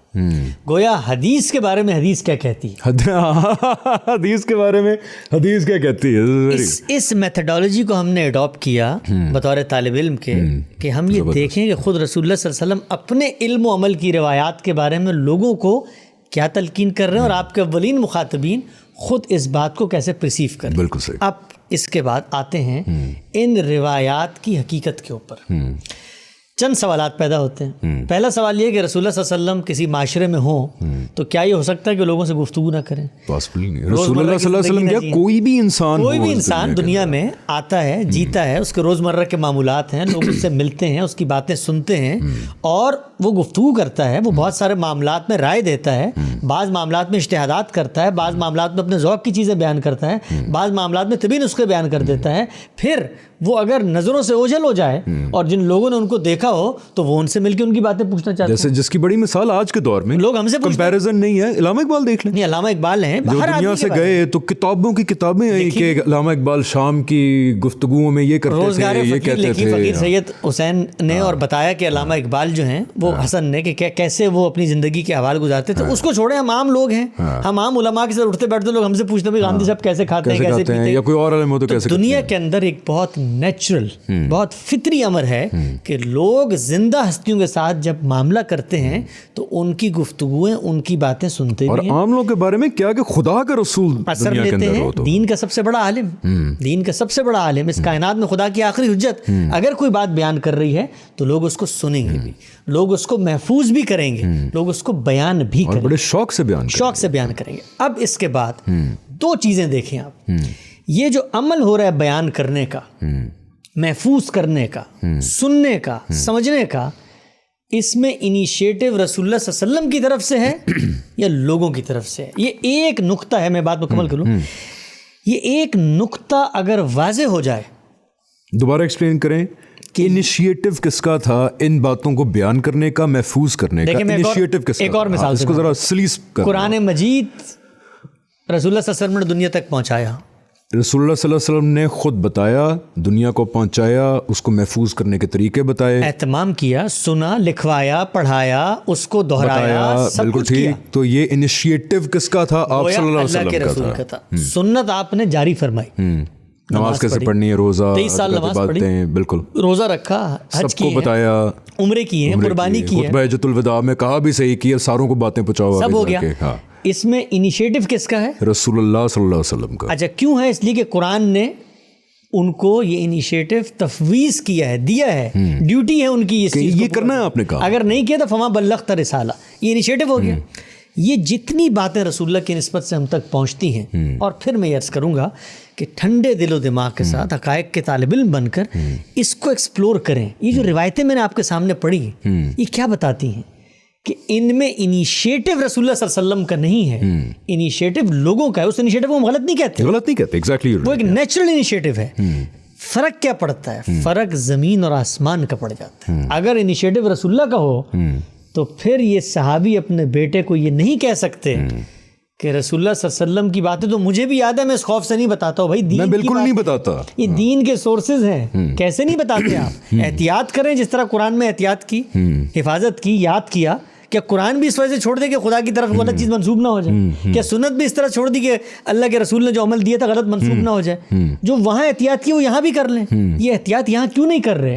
بنیادی وجہ کیا ہے کہ رسول اللہ صلی اللہ علیہ وسلم کا انیشیٹو نہیں ہے. یہاں پر ایک روایت، چونکہ ہم رسول اللہ کے اسوے سے سمجھ رہے ہیں حدیث کیا ہے، کوئی پلٹ کے رسول اللہ کے اسوے سے ایک انیشیٹو بیان کر سکتا ہے. بڑی مشہور ایک روایت ہے کہ لیٹ می گیس، جی کہ ان قریب میری امت میں لوگ ہوں گے جو تکیہ لگا کے، وہی والی ہے جی، جو تکیہ لگا کے بیٹھے ہوں گے اور ان کو بتایا جائے گا کہ آپ صلی اللہ علیہ وسلم نے یہ کہا تھا، تو وہ کہیں گے جی ہم تو نہیں مانتے، ہم تو صرف قرآن مانتے ہیں. ہاں، تو آپ نے جتنی میں نے ایک دفعہ دوبارہ یہ میں صرف نمبر بنا رہا تھا براؤنی پوائنٹس کے مجھے یاد ہے لیکن یہ دوبارہ بتائیں آپ ذرا. جتنی روایتیں میں نے بتائی ہیں کوئی شخص کہہ سکتا ہے بھائی اس سے تو سمجھ میں آتا ہے کہ آپ کا انیشیٹو نہیں ہے. صحابہ کے عمل سے بھی سمجھ میں آتا ہے کہ آپ کا انیشیٹو نہیں ہے. کوئی 20 بیان کر رہا ہے, کوئی ایک بھی نہیں بیان کر رہا ہے, کوئی 10 بیان کر رہا ہے. بالکل فطری چیزیں, نیچرل چیزیں ہو رہا ہے. دین کے سورس کے طور پہ اگر آپ نے انیشیٹ نہیں کیا تو پھر ایک دوسری روایت تو اس سے مختلف بات. میں ایک کوشچن ڈال دوں لوگوں کے دماغ میں جو آ سکتا ہے, اس کا جواب دیں. ایگزیکٹلی کچھ لوگ یہ سوچتے ہیں, مجھے پتہ ہے عام لوگوں میں, کہ ایک سیکنڈ آپ نے کہہ دیا نا, روایتیں بتا دیں کہ ٹھیک ہے آپ صلی اللہ علیہ وسلم کی طرف جھوٹ منسوب نہیں کرنا چاہیے, آبویس بات ہے, اللہ کے رسول کی طرف جھوٹ منسوب کریں گے تو جہنم میں جلیں گے. صحابی جن کا آپ نے ذکر کیا ان کا رویہ میری سمجھ میں آتا ہے, انہوں نے کہا جی ایک کام ہے میں تو کر ہی نہیں رہا, میرے سے غلطی نہ ہو جائے کہیں پہ. لیکن دیکھیں نا, اگر آپ صلی اللہ علیہ وسلم کی طرف روایت کی گئی بات ٹھیک ہے, پوری دیانتداری کے ساتھ میں نے دیکھا ٹھیک ہے, آپ صلی اللہ علیہ وسلم نے کہا جو اپنا دین بدلے اس کو قتل کر دو, یہ آپ صلی اللہ علیہ وسلم کے الفاظ ہیں, جھوٹ بھی نہیں ہے, لگ رہا ہے ٹھیک ہے, سند بھی پوری ہے, تو پھر میں کیوں ریجیکٹ کروں, میں دین کا سورس نہ مانوں اس کو, کیونکہ آپ صلی اللہ علیہ وسلم نے یہ بھی کہا ہوا ہے کہ ان قریب لوگ آئیں گے جو گاؤں تکیے لگا کے بیٹھے ہوں گے, میری بات پہنچے گی, ہم نہیں مانتے کیونکہ قرآن نے لکھا. بالکل ٹھیک ہے, اس پر بات کرتے ہیں. یعنی صحابی اگر یہ کہتے ہیں کہ چلو جھوٹ نہ پہنچے, تو میں نے جو بنیادی سوال اٹھایا تھا کہ وہ دین کے پھر سارے سورسز میں کانسٹنٹ ہونا چاہیے. چلے نا, وہ بہت کیئرفل تھے, ایک انڈیویجول مثال ہے, وہ کیئرفل تھے, حضرت ابوبکر بھی بہت ہی ہائپر کیئرفل, وہ کیئرفل تھے, تو وہ کیئرفل قرآن کے بارے میں زیادہ ہونا چاہیے, وہ سنت کے بارے میں سے زیادہ ہونا چاہیے. اگر سورسز کے معاملے میں کیئرفل ہیں وہ, تو یہ کیسے ہو سکتا ہے کہ ایک سورس کے معاملے میں کیئرفل ہیں اور دوسری کی اشاعت کے لیے زندگی وقف کی ہوئی, زندگی وقف کر دی ہے, یہ تو نہیں ہو سکتا. اس کے لیے جنگیں لڑ رہے ہیں, زندگی وقف, یہ کانٹرڈکشن تو نہیں ہو سکتا. پوری دنیا میں جا رہے ہیں تبلیغ کرنے کے لیے کہہ رہے ہیں, لیکن یہ معاملہ سوری میں اس پہ نہیں بات کر. ہاں, اب آتے ہیں اس روایت پر کہ جو رسول اللہ صلی اللہ علیہ وسلم کی نسبت سے لوگ بیان کرتے ہیں بالعموم. چونکہ ہم نے جو میتھڈالوجی اپنائی ہے وہ methodology with in the context of prophet ہے, حدیثوں سے حدیث کو سمجھنا, جس کو میں نے, تو یہ کوئی باہر کی ایڈ نہیں ہے, یہ فریم ورک جو سمجھنے کا ہے, اندر سے اس کی نوعیت کیا ہے, صحابہ اس کو کیسے پرسیو کرتے ہیں, روایت تو بتائیں نا. اور یہ روایت ہے, اس روایت سے ہی, یعنی یہ روایت اصل میں پیش کی جاتی ہے بالعموم حجیت حدیث کے باب میں کہ حدیث دین کا سورس ہے.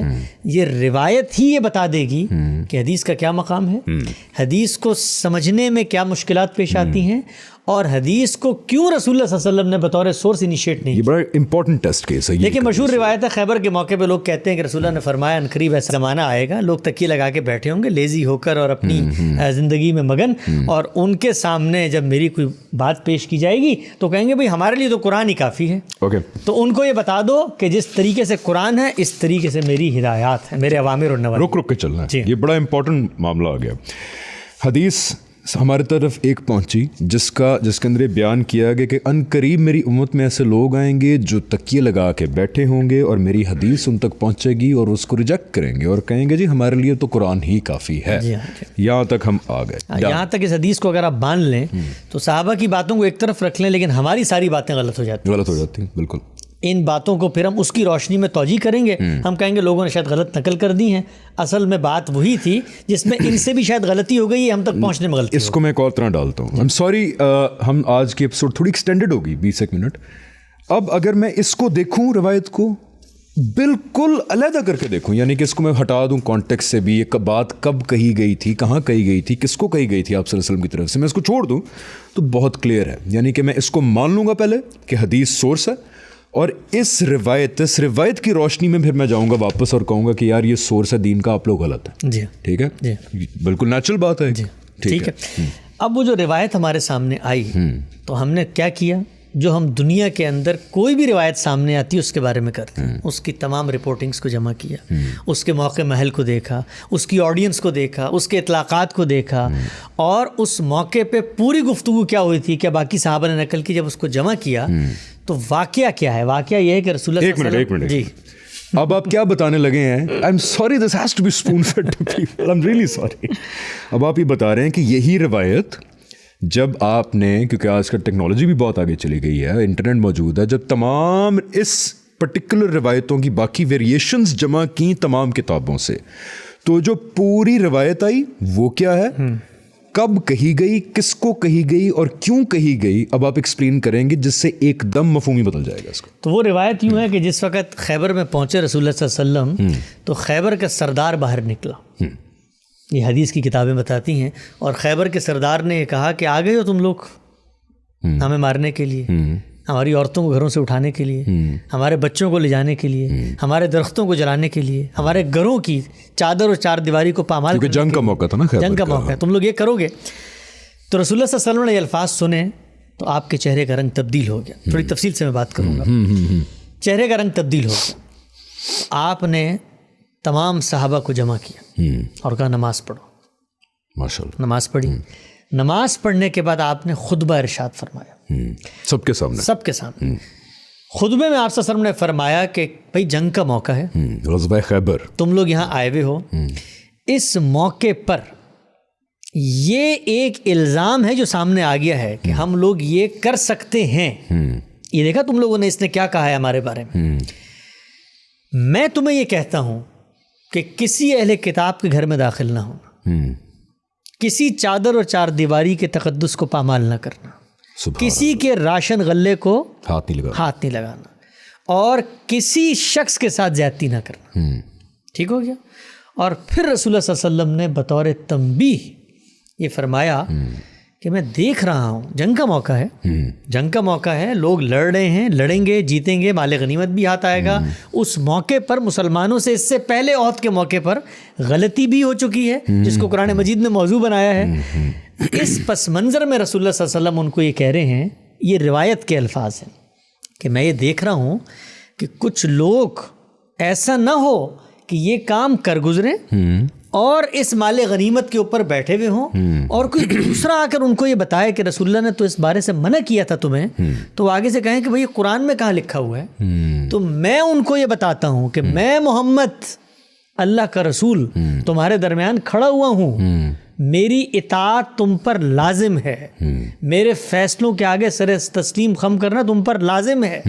میں جس معاملے میں نزاع ہو جائے, فیصلہ غلط بھی کر دوں تو دل میں تنگی بھی نہیں محسوس کرنی. میں اللہ کا رسول ہوں, بیچ میں کھڑا ہوا ہوں, میرا ہر حکم ہر بات وہ خدا کی طرف سے اس کو ماننا ہے.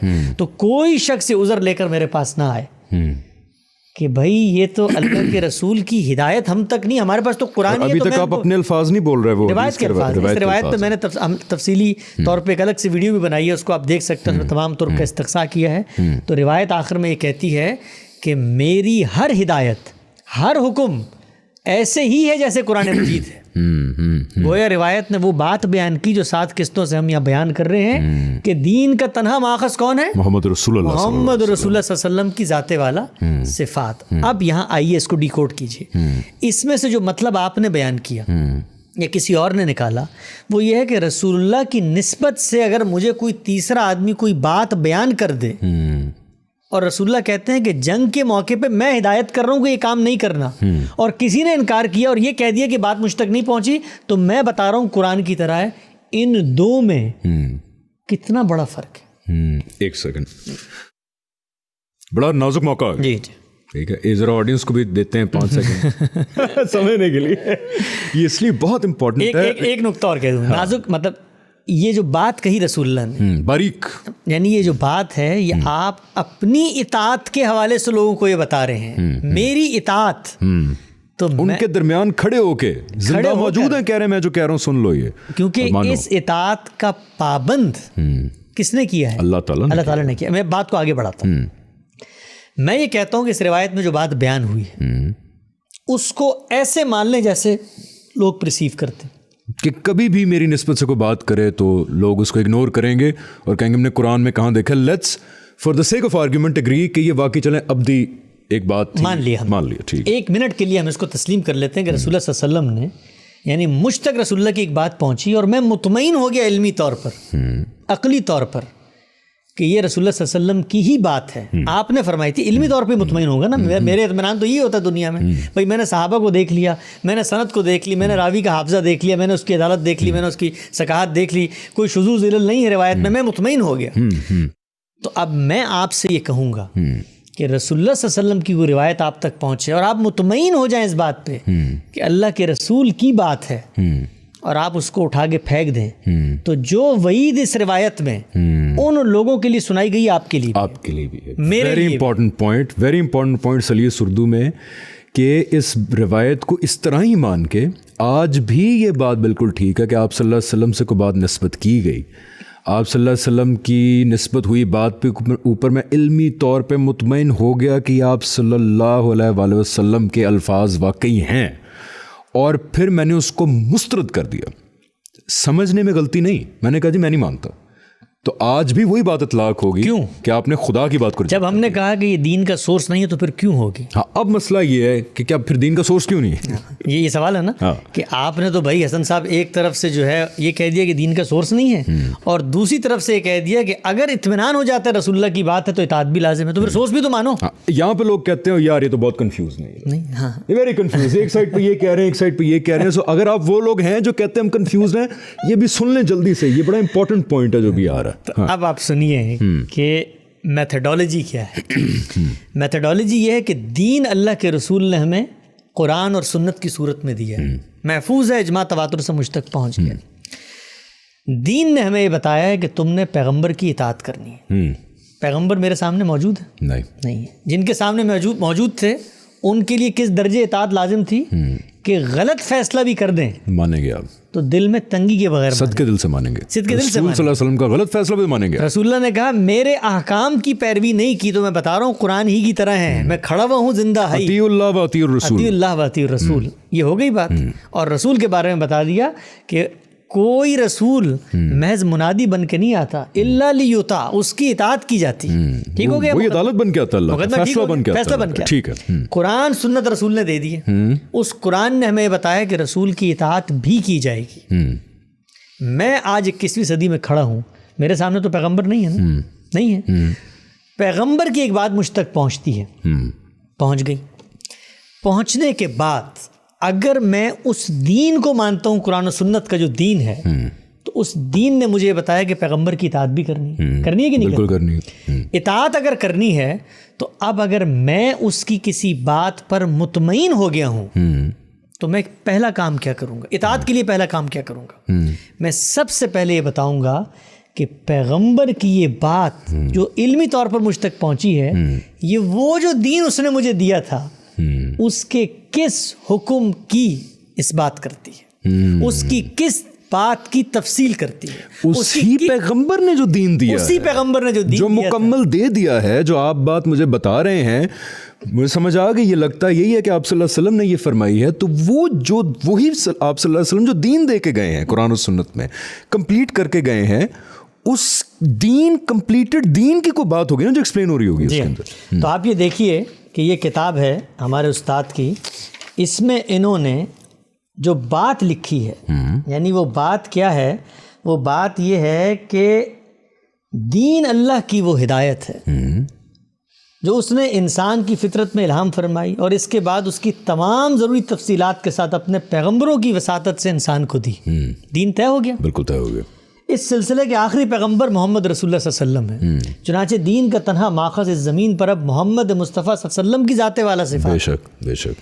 یہ صرف انہی کی ہستی ہے کہ جس سے قیامت تک بنی آدم کو ان کے پروردگار کی ہدایت میسر ہو سکتی ہے, اور یہ صرف انہی کا مقام ہے کہ وہ اپنے قول و فعل اور تقریر و تصویب سے جس چیز کو دین قرار دیں وہی رہتی دنیا تک دین ہے. اور پھر رسول اللہ صلی اللہ علیہ وسلم نے یہ دین آپ کے صحابہ کے اجماع اور قولی و عملی تواتر سے 2 صورتوں میں ہم تک پہنچایا, اور وہ کیا ہے؟ قرآن و سنت. قرآن و سنت. ادھر آسان الفاظ میں ایک ایکسپلینیشن کر دوں تاکہ لوگوں کو سمجھ آئے. ہم ابھی تک یہ کہہ رہے ہیں کہ آپ صلی اللہ علیہ وسلم دین کے تنہا ماخذ ہیں اس سرزمین میں, قیامت تک آپ اللہ کے آخری نبی اور رسول صلی اللہ علیہ وسلم ہیں. ٹھیک ہے, آپ کا انیشیٹو کیا تھا جب آپ نے بتایا کہ میں دین دے کے جا رہا ہوں؟ ٹھیک ہے, آپ کا انیشیٹو تھا قرآن. مطلب قرآن انیشیٹو سے مطلب یہ کہ قرآن ہم یہ تو نہیں کہتے نا کہ ان صحابی سے ہمیں قرآن پہنچا, یا 15 صحابیہ سے قرآن پہنچا, یا 100 سے پہنچا. قرآن ہے ہمارے پاس, وہ آپ صلی اللہ علیہ وسلم نے دیا, پوری جنریشن کو منتقل کیا, عمل کروایا اگلی جنریشن تک. اسی طرح پریکٹس سنت آپ نے دی. قرآن اور سنت ہمیں دینے کا انیشیٹو اللہ کی طرف سے آپ صلی اللہ علیہ وسلم کا تھا نا, جس میں خطبہ حجۃ الوداع بھی ہے. آپ نے اس بات کو ری انفورس کیا. سوری میں ٹائم لے رہا ہوں. خطبہ حجۃ الوداع میں جو آپ صلی اللہ علیہ وسلم کا آخری ہمارے تک کال پہنچا, آپ نے ری انفورس کی بات کہ میں جو دے کے جا رہا ہوں دین کے طور پہ اللہ کی طرف سے وہ ہے कुरान और सुन्नत, मेरा इनिशिएटिव है, मान लिया। अब आप सल्लल्लाहु अलैहि वसल्लम की डिफरेंट बातें, ठीक है, ये देखें एक सर्कल ड्रॉ किया है, ये यार लाना इधर ज़रा कैमरा, ये वाला, हाँ, ये सर्कल है कुरान और सुन्नत। अब ये मैं इधर उधर सर्कल्स बना रहा हूँ छोटे छोटे, ठीक है, ये छोटे छोटे सर्कल्स हैं, ये हैं वो रिवायतें जो लोगों ने बताई आप सल्लल्लाहु अलैहि वसल्लम के बारे में, यानी हजूर सल्लल्लाहु अलैहि वसल्लम का इनिशिएटिव नहीं था, लोगों ने बताई आप सल्लल्लाहु अलैहि वसल्लम के बारे में। अब ये जो स्मॉल सर्कल्स हैं, इनको जब हम देखेंगे आप सल्लल्लाहु अलैहि वसल्लम की बात पहुंची, तो हम ये बड़े सर्कल की तरफ इसको पॉइंट करेंगे ना, जो आप सल्लल्लाहु अलैहि वसल्लम ने दिया हमें, ठीक है। मैं एरोज बना रहा हूँ for our people to understand, because बहुत इस बारे में लोग कंफ्यूज होते हैं। छोटे छोटे सर्कल्स की पॉइंट किस तरफ है? कुरान और सुन्नत की तरफ है, जो आप सल्लल्लाहु अलैहि वसल्लम का इनिशिएटिव था। तो मैं इसकी रोशनी में ये बातें समझूंगा, ना कि इन छोटे सर्कल्स की रोशनी में ये बड़ी बात समझूंगा। क्यों नहीं समझूंगा? हाँ, 3 वजूहात कि वो जो छोटी छोटी बातें हैं वो रसूलुल्लाह सल्लल्लाहु अलैहि वसल्लम ने मेरे सामने बयान नहीं की, वो लोगों की बातें हैं जो आप लोगों ने उनसे मंसूब करके मुझ तक पहुंचा दी। Exactly. यानी रसूलुल्लाह सल्लल्लाहु अलैहि वसल्लम, मिसाल देता हूँ मैं आपको, यहाँ खड़े हों और खड़े होकर मुझे कहें हसन साहब ये दाएं हाथ में आपने गिलास पकड़ा हुआ है, इसको बाएं हाथ में पकड़ लें, तो मैं अगर रसूलुल्लाह सल्लल्लाहु अलैहि वसल्लम की इस बात को तस्लीम नहीं करता तो मेरा ईमान ही खत्म, बिल्कुल ठीक होगी बात। यानी ये बात रसूलुल्लाह ने मुझ तक कह दी है ना, ये उन्होंने कह दिया, मुझको मैंने पकड़ लिया। अब मैं रसूलुल्लाह से पूछूंगा, या रसूलुल्लाह ये दीनी हिदायत है, इसका मकसद क्या है, ये आपने कुरान मजीद में जो हम तक दिया उसमें कहीं बयान हुआ है, सुन्नत में बयान हुआ है, ये मैं उनसे पूछ लूंगा इत्मीनान क़ल्ब के लिए। लेकिन दाएं से बाएं करना तो मेरे लिए लाजिम हो गया। लेकिन मुझे किसी रावी ने आकर ये बताया कि फ़लाँ बिन फ़लाँ ने रसूलुल्लाह से ये सुना था कि कप को इधर ले लें। अब ये फ़र्क क्या वाक़ई हुआ? फ़र्क ये वाक़ई हुआ कि जब तक मेरा इल्मी और अक़ली इत्मीनान नहीं होगा, ये कप यहाँ से यहाँ नहीं आ सकता, बिकॉज इनिशिएटिव आप सल्लल्लाहु अलैहि वसल्लम का नहीं। अब अगली बात सुने, मेरा इल्मी और अक़ली इत्मीनान हो जाता है कि हाँ रसूलुल्लाह ने बात कही थी कि 21वीं सदी में एक साहब कुर्सी पे बैठे होंगे, कप दाएं हाथ में पकड़ा होगा, उनको कहना बाएं हाथ में पकड़ लो, इत्मीनान हो गया। अब इत्मीनान के बाद अगर मैं नहीं मानता तो मैं क्या करता हूँ? तो मैं उनको रसूल की हैसियत से तस्लीम ही नहीं करता। अब आते हैं खुलासे की तरफ। रिवायतें, हदीसें, ये हैं क्या? हमने देखा सहाबा कैसे परसीव करते हैं, हमने देखा रसूलुल्लाह सल्लल्लाहु अलैहि वसल्लम खुद इनके बारे में क्या कहते हैं, हमने देखा हकाइक की दुनिया में क्या खड़े हुए। रसूलुल्लाह सल्लल्लाहु अलैहि वसल्लम ने दीन 2 ज़रियों से हमें दिया, कुरान और सुन्नत। ये जो बातें हैं हज़ारों की तादाद में मौजूद हैं, इनमें 20 बातें हैं जो सरी झूठ हैं। ये मैं नहीं कहता, मुहद्दिसीन कहते हैं। उन्होंने उन लोगों को पकड़ा जो रसूलुल्लाह की निस्बत से झूठी बातें। इमाम बुखारी ने कितनी रिवायतें इकट्ठी की थी? 20 तो लाखों की तादाद में थी, और चंद हजार में 6-7 हज़ार चंद हज़ार रिवायतें हैं जिनके बारे में कहा। तो इसका मतलब क्या हुआ?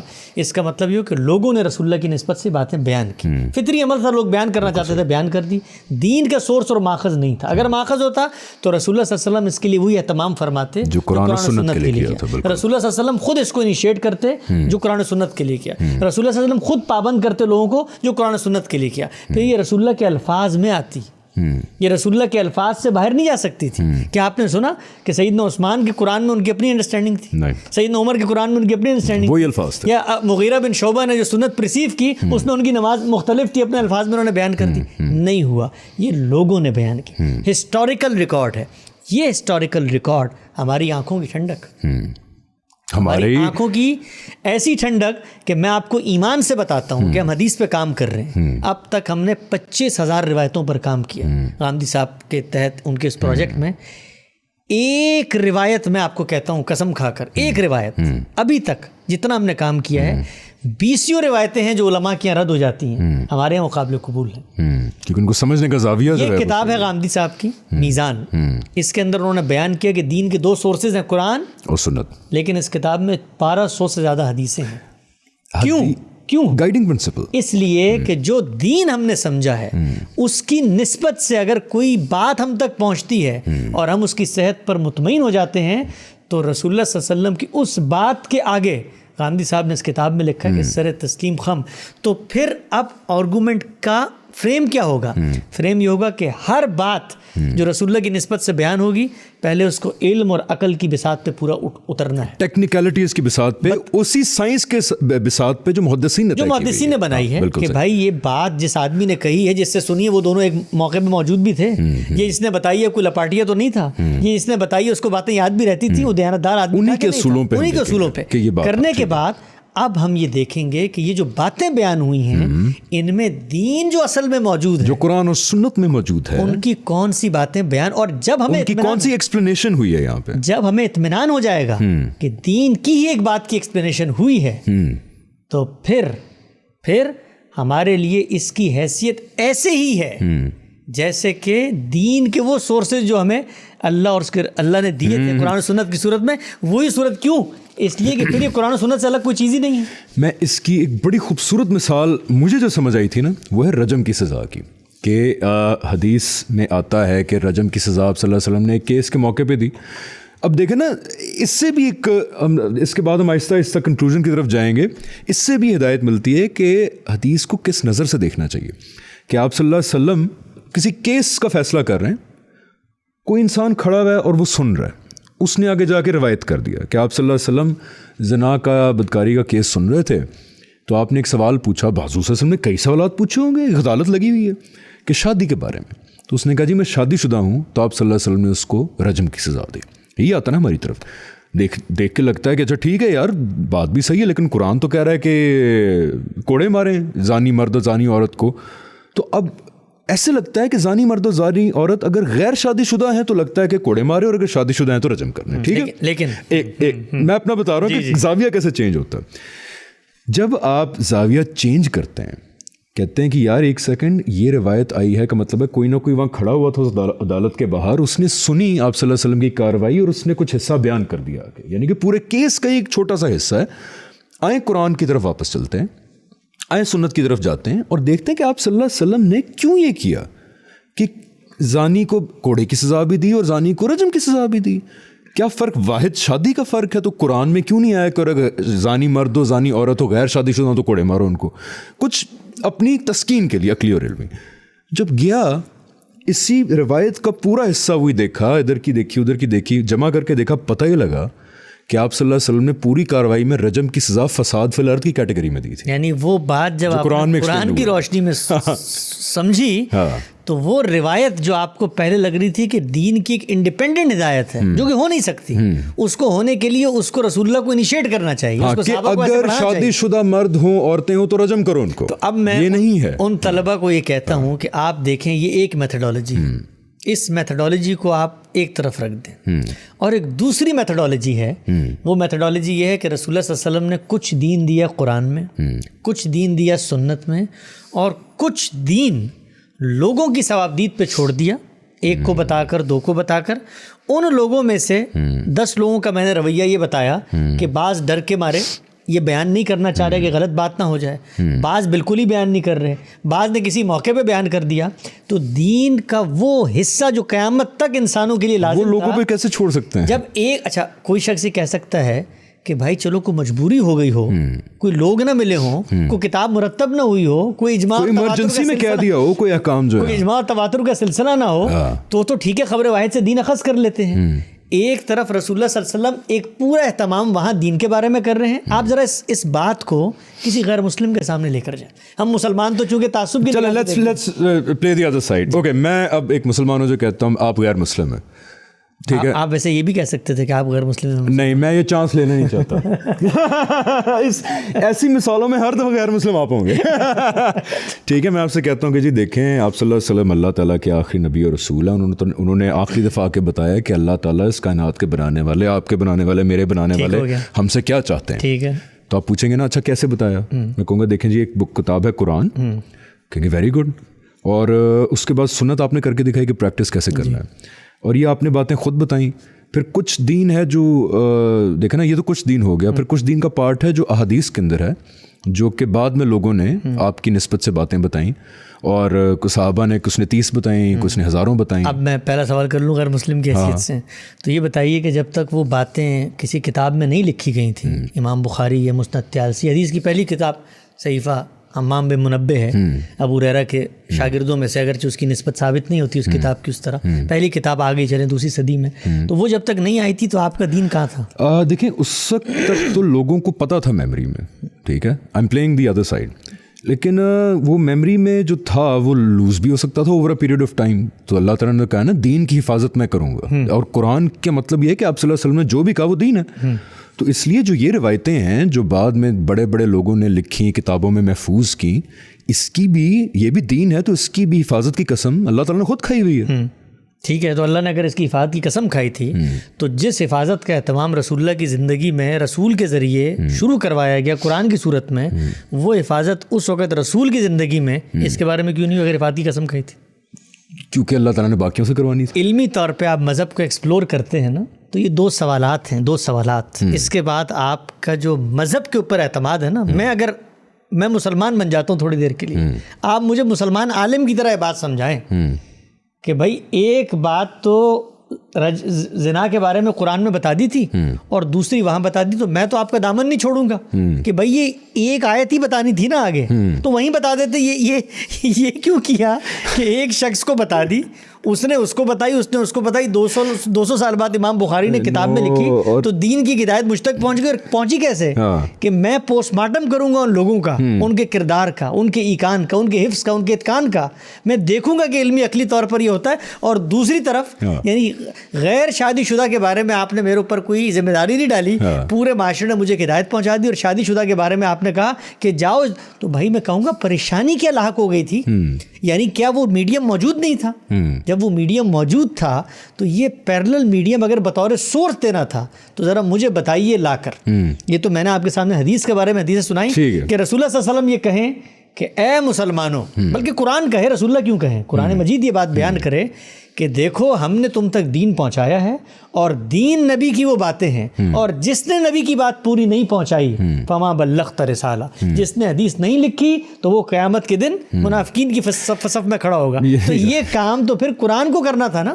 تو یہ وہ کانٹرڈکشنز ہیں. اب میں آپ کو آگے بڑھ کے آخری بات کرتا ہوں، وہ یہ ہے کہ آپ اس کانٹرڈکشن سے نکلیں اگر اور صحیح جگہ پر آ جائیں، تو رسول اللہ صلی اللہ علیہ وسلم کی وہ باتیں جو فیلڈ میں آپ کو دکھا رہا ہوں کہ وہ قابل اطاعت بھی بنتی ہیں، اور دین کی جو تفصیلات اس میں بیان ہوئی ہیں قیامت تک کے لیے لوگوں کی حجت بھی بنتی ہیں، لیکن اس کی پلیسمنٹ صحیح جگہ پر کریں.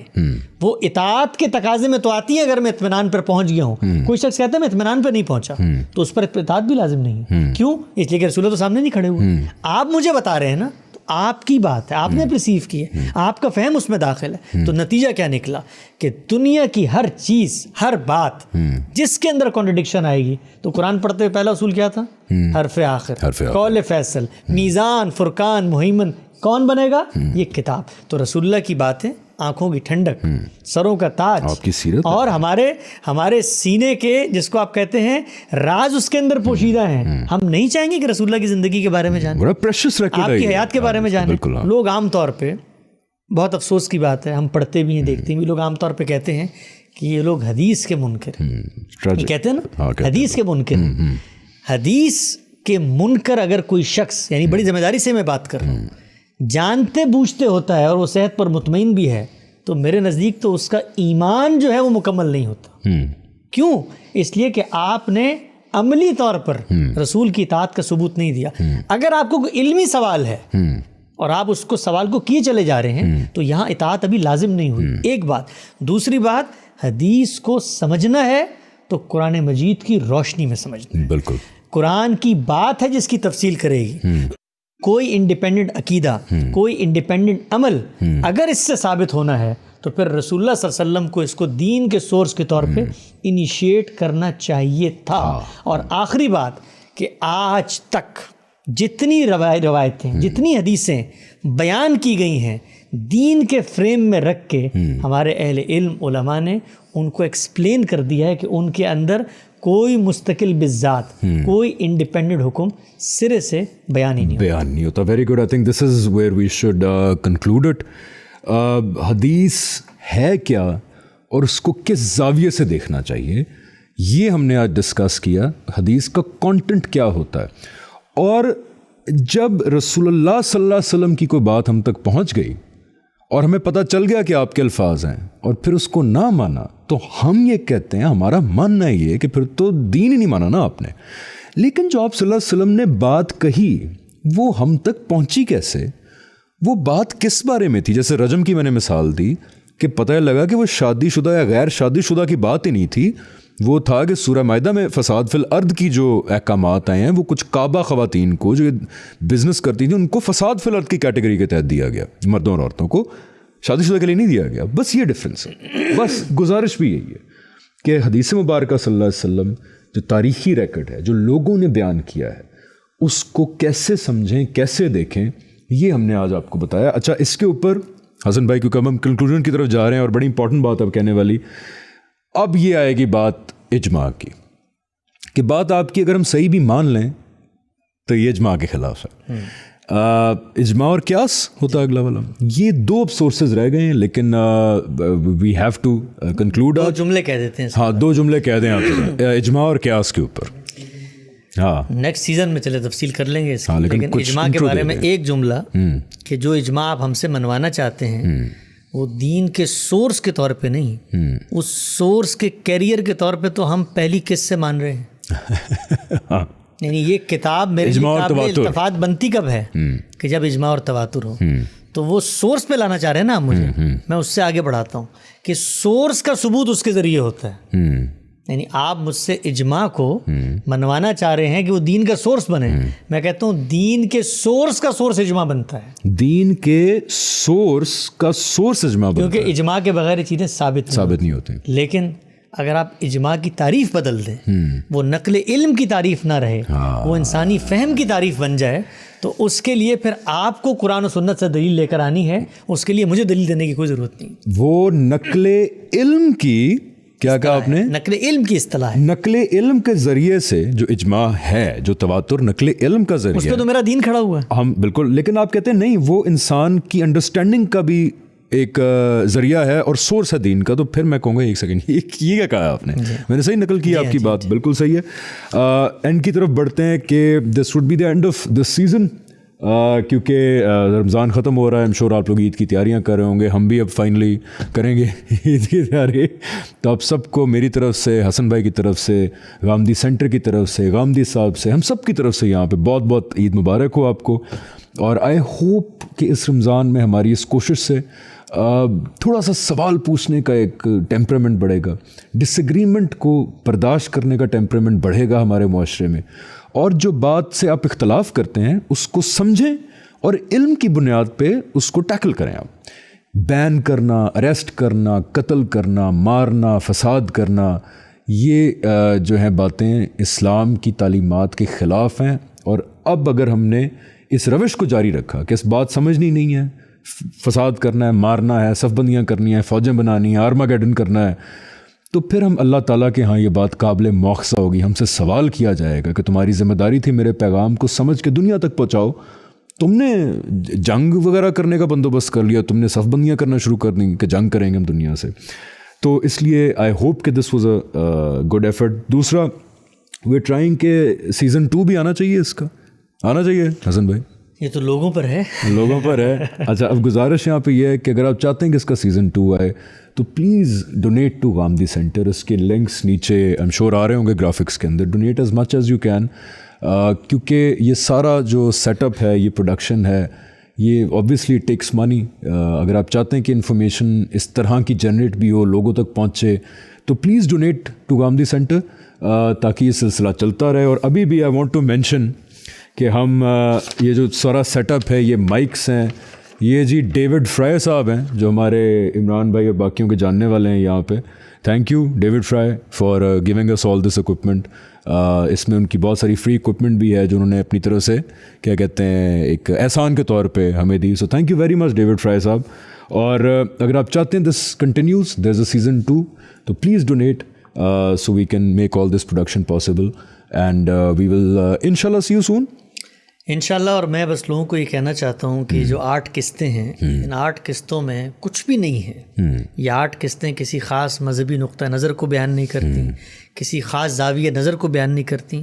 یہ علم کا سچا مسافر بنانے کی لوگوں کو ایک مہمیز دیتی.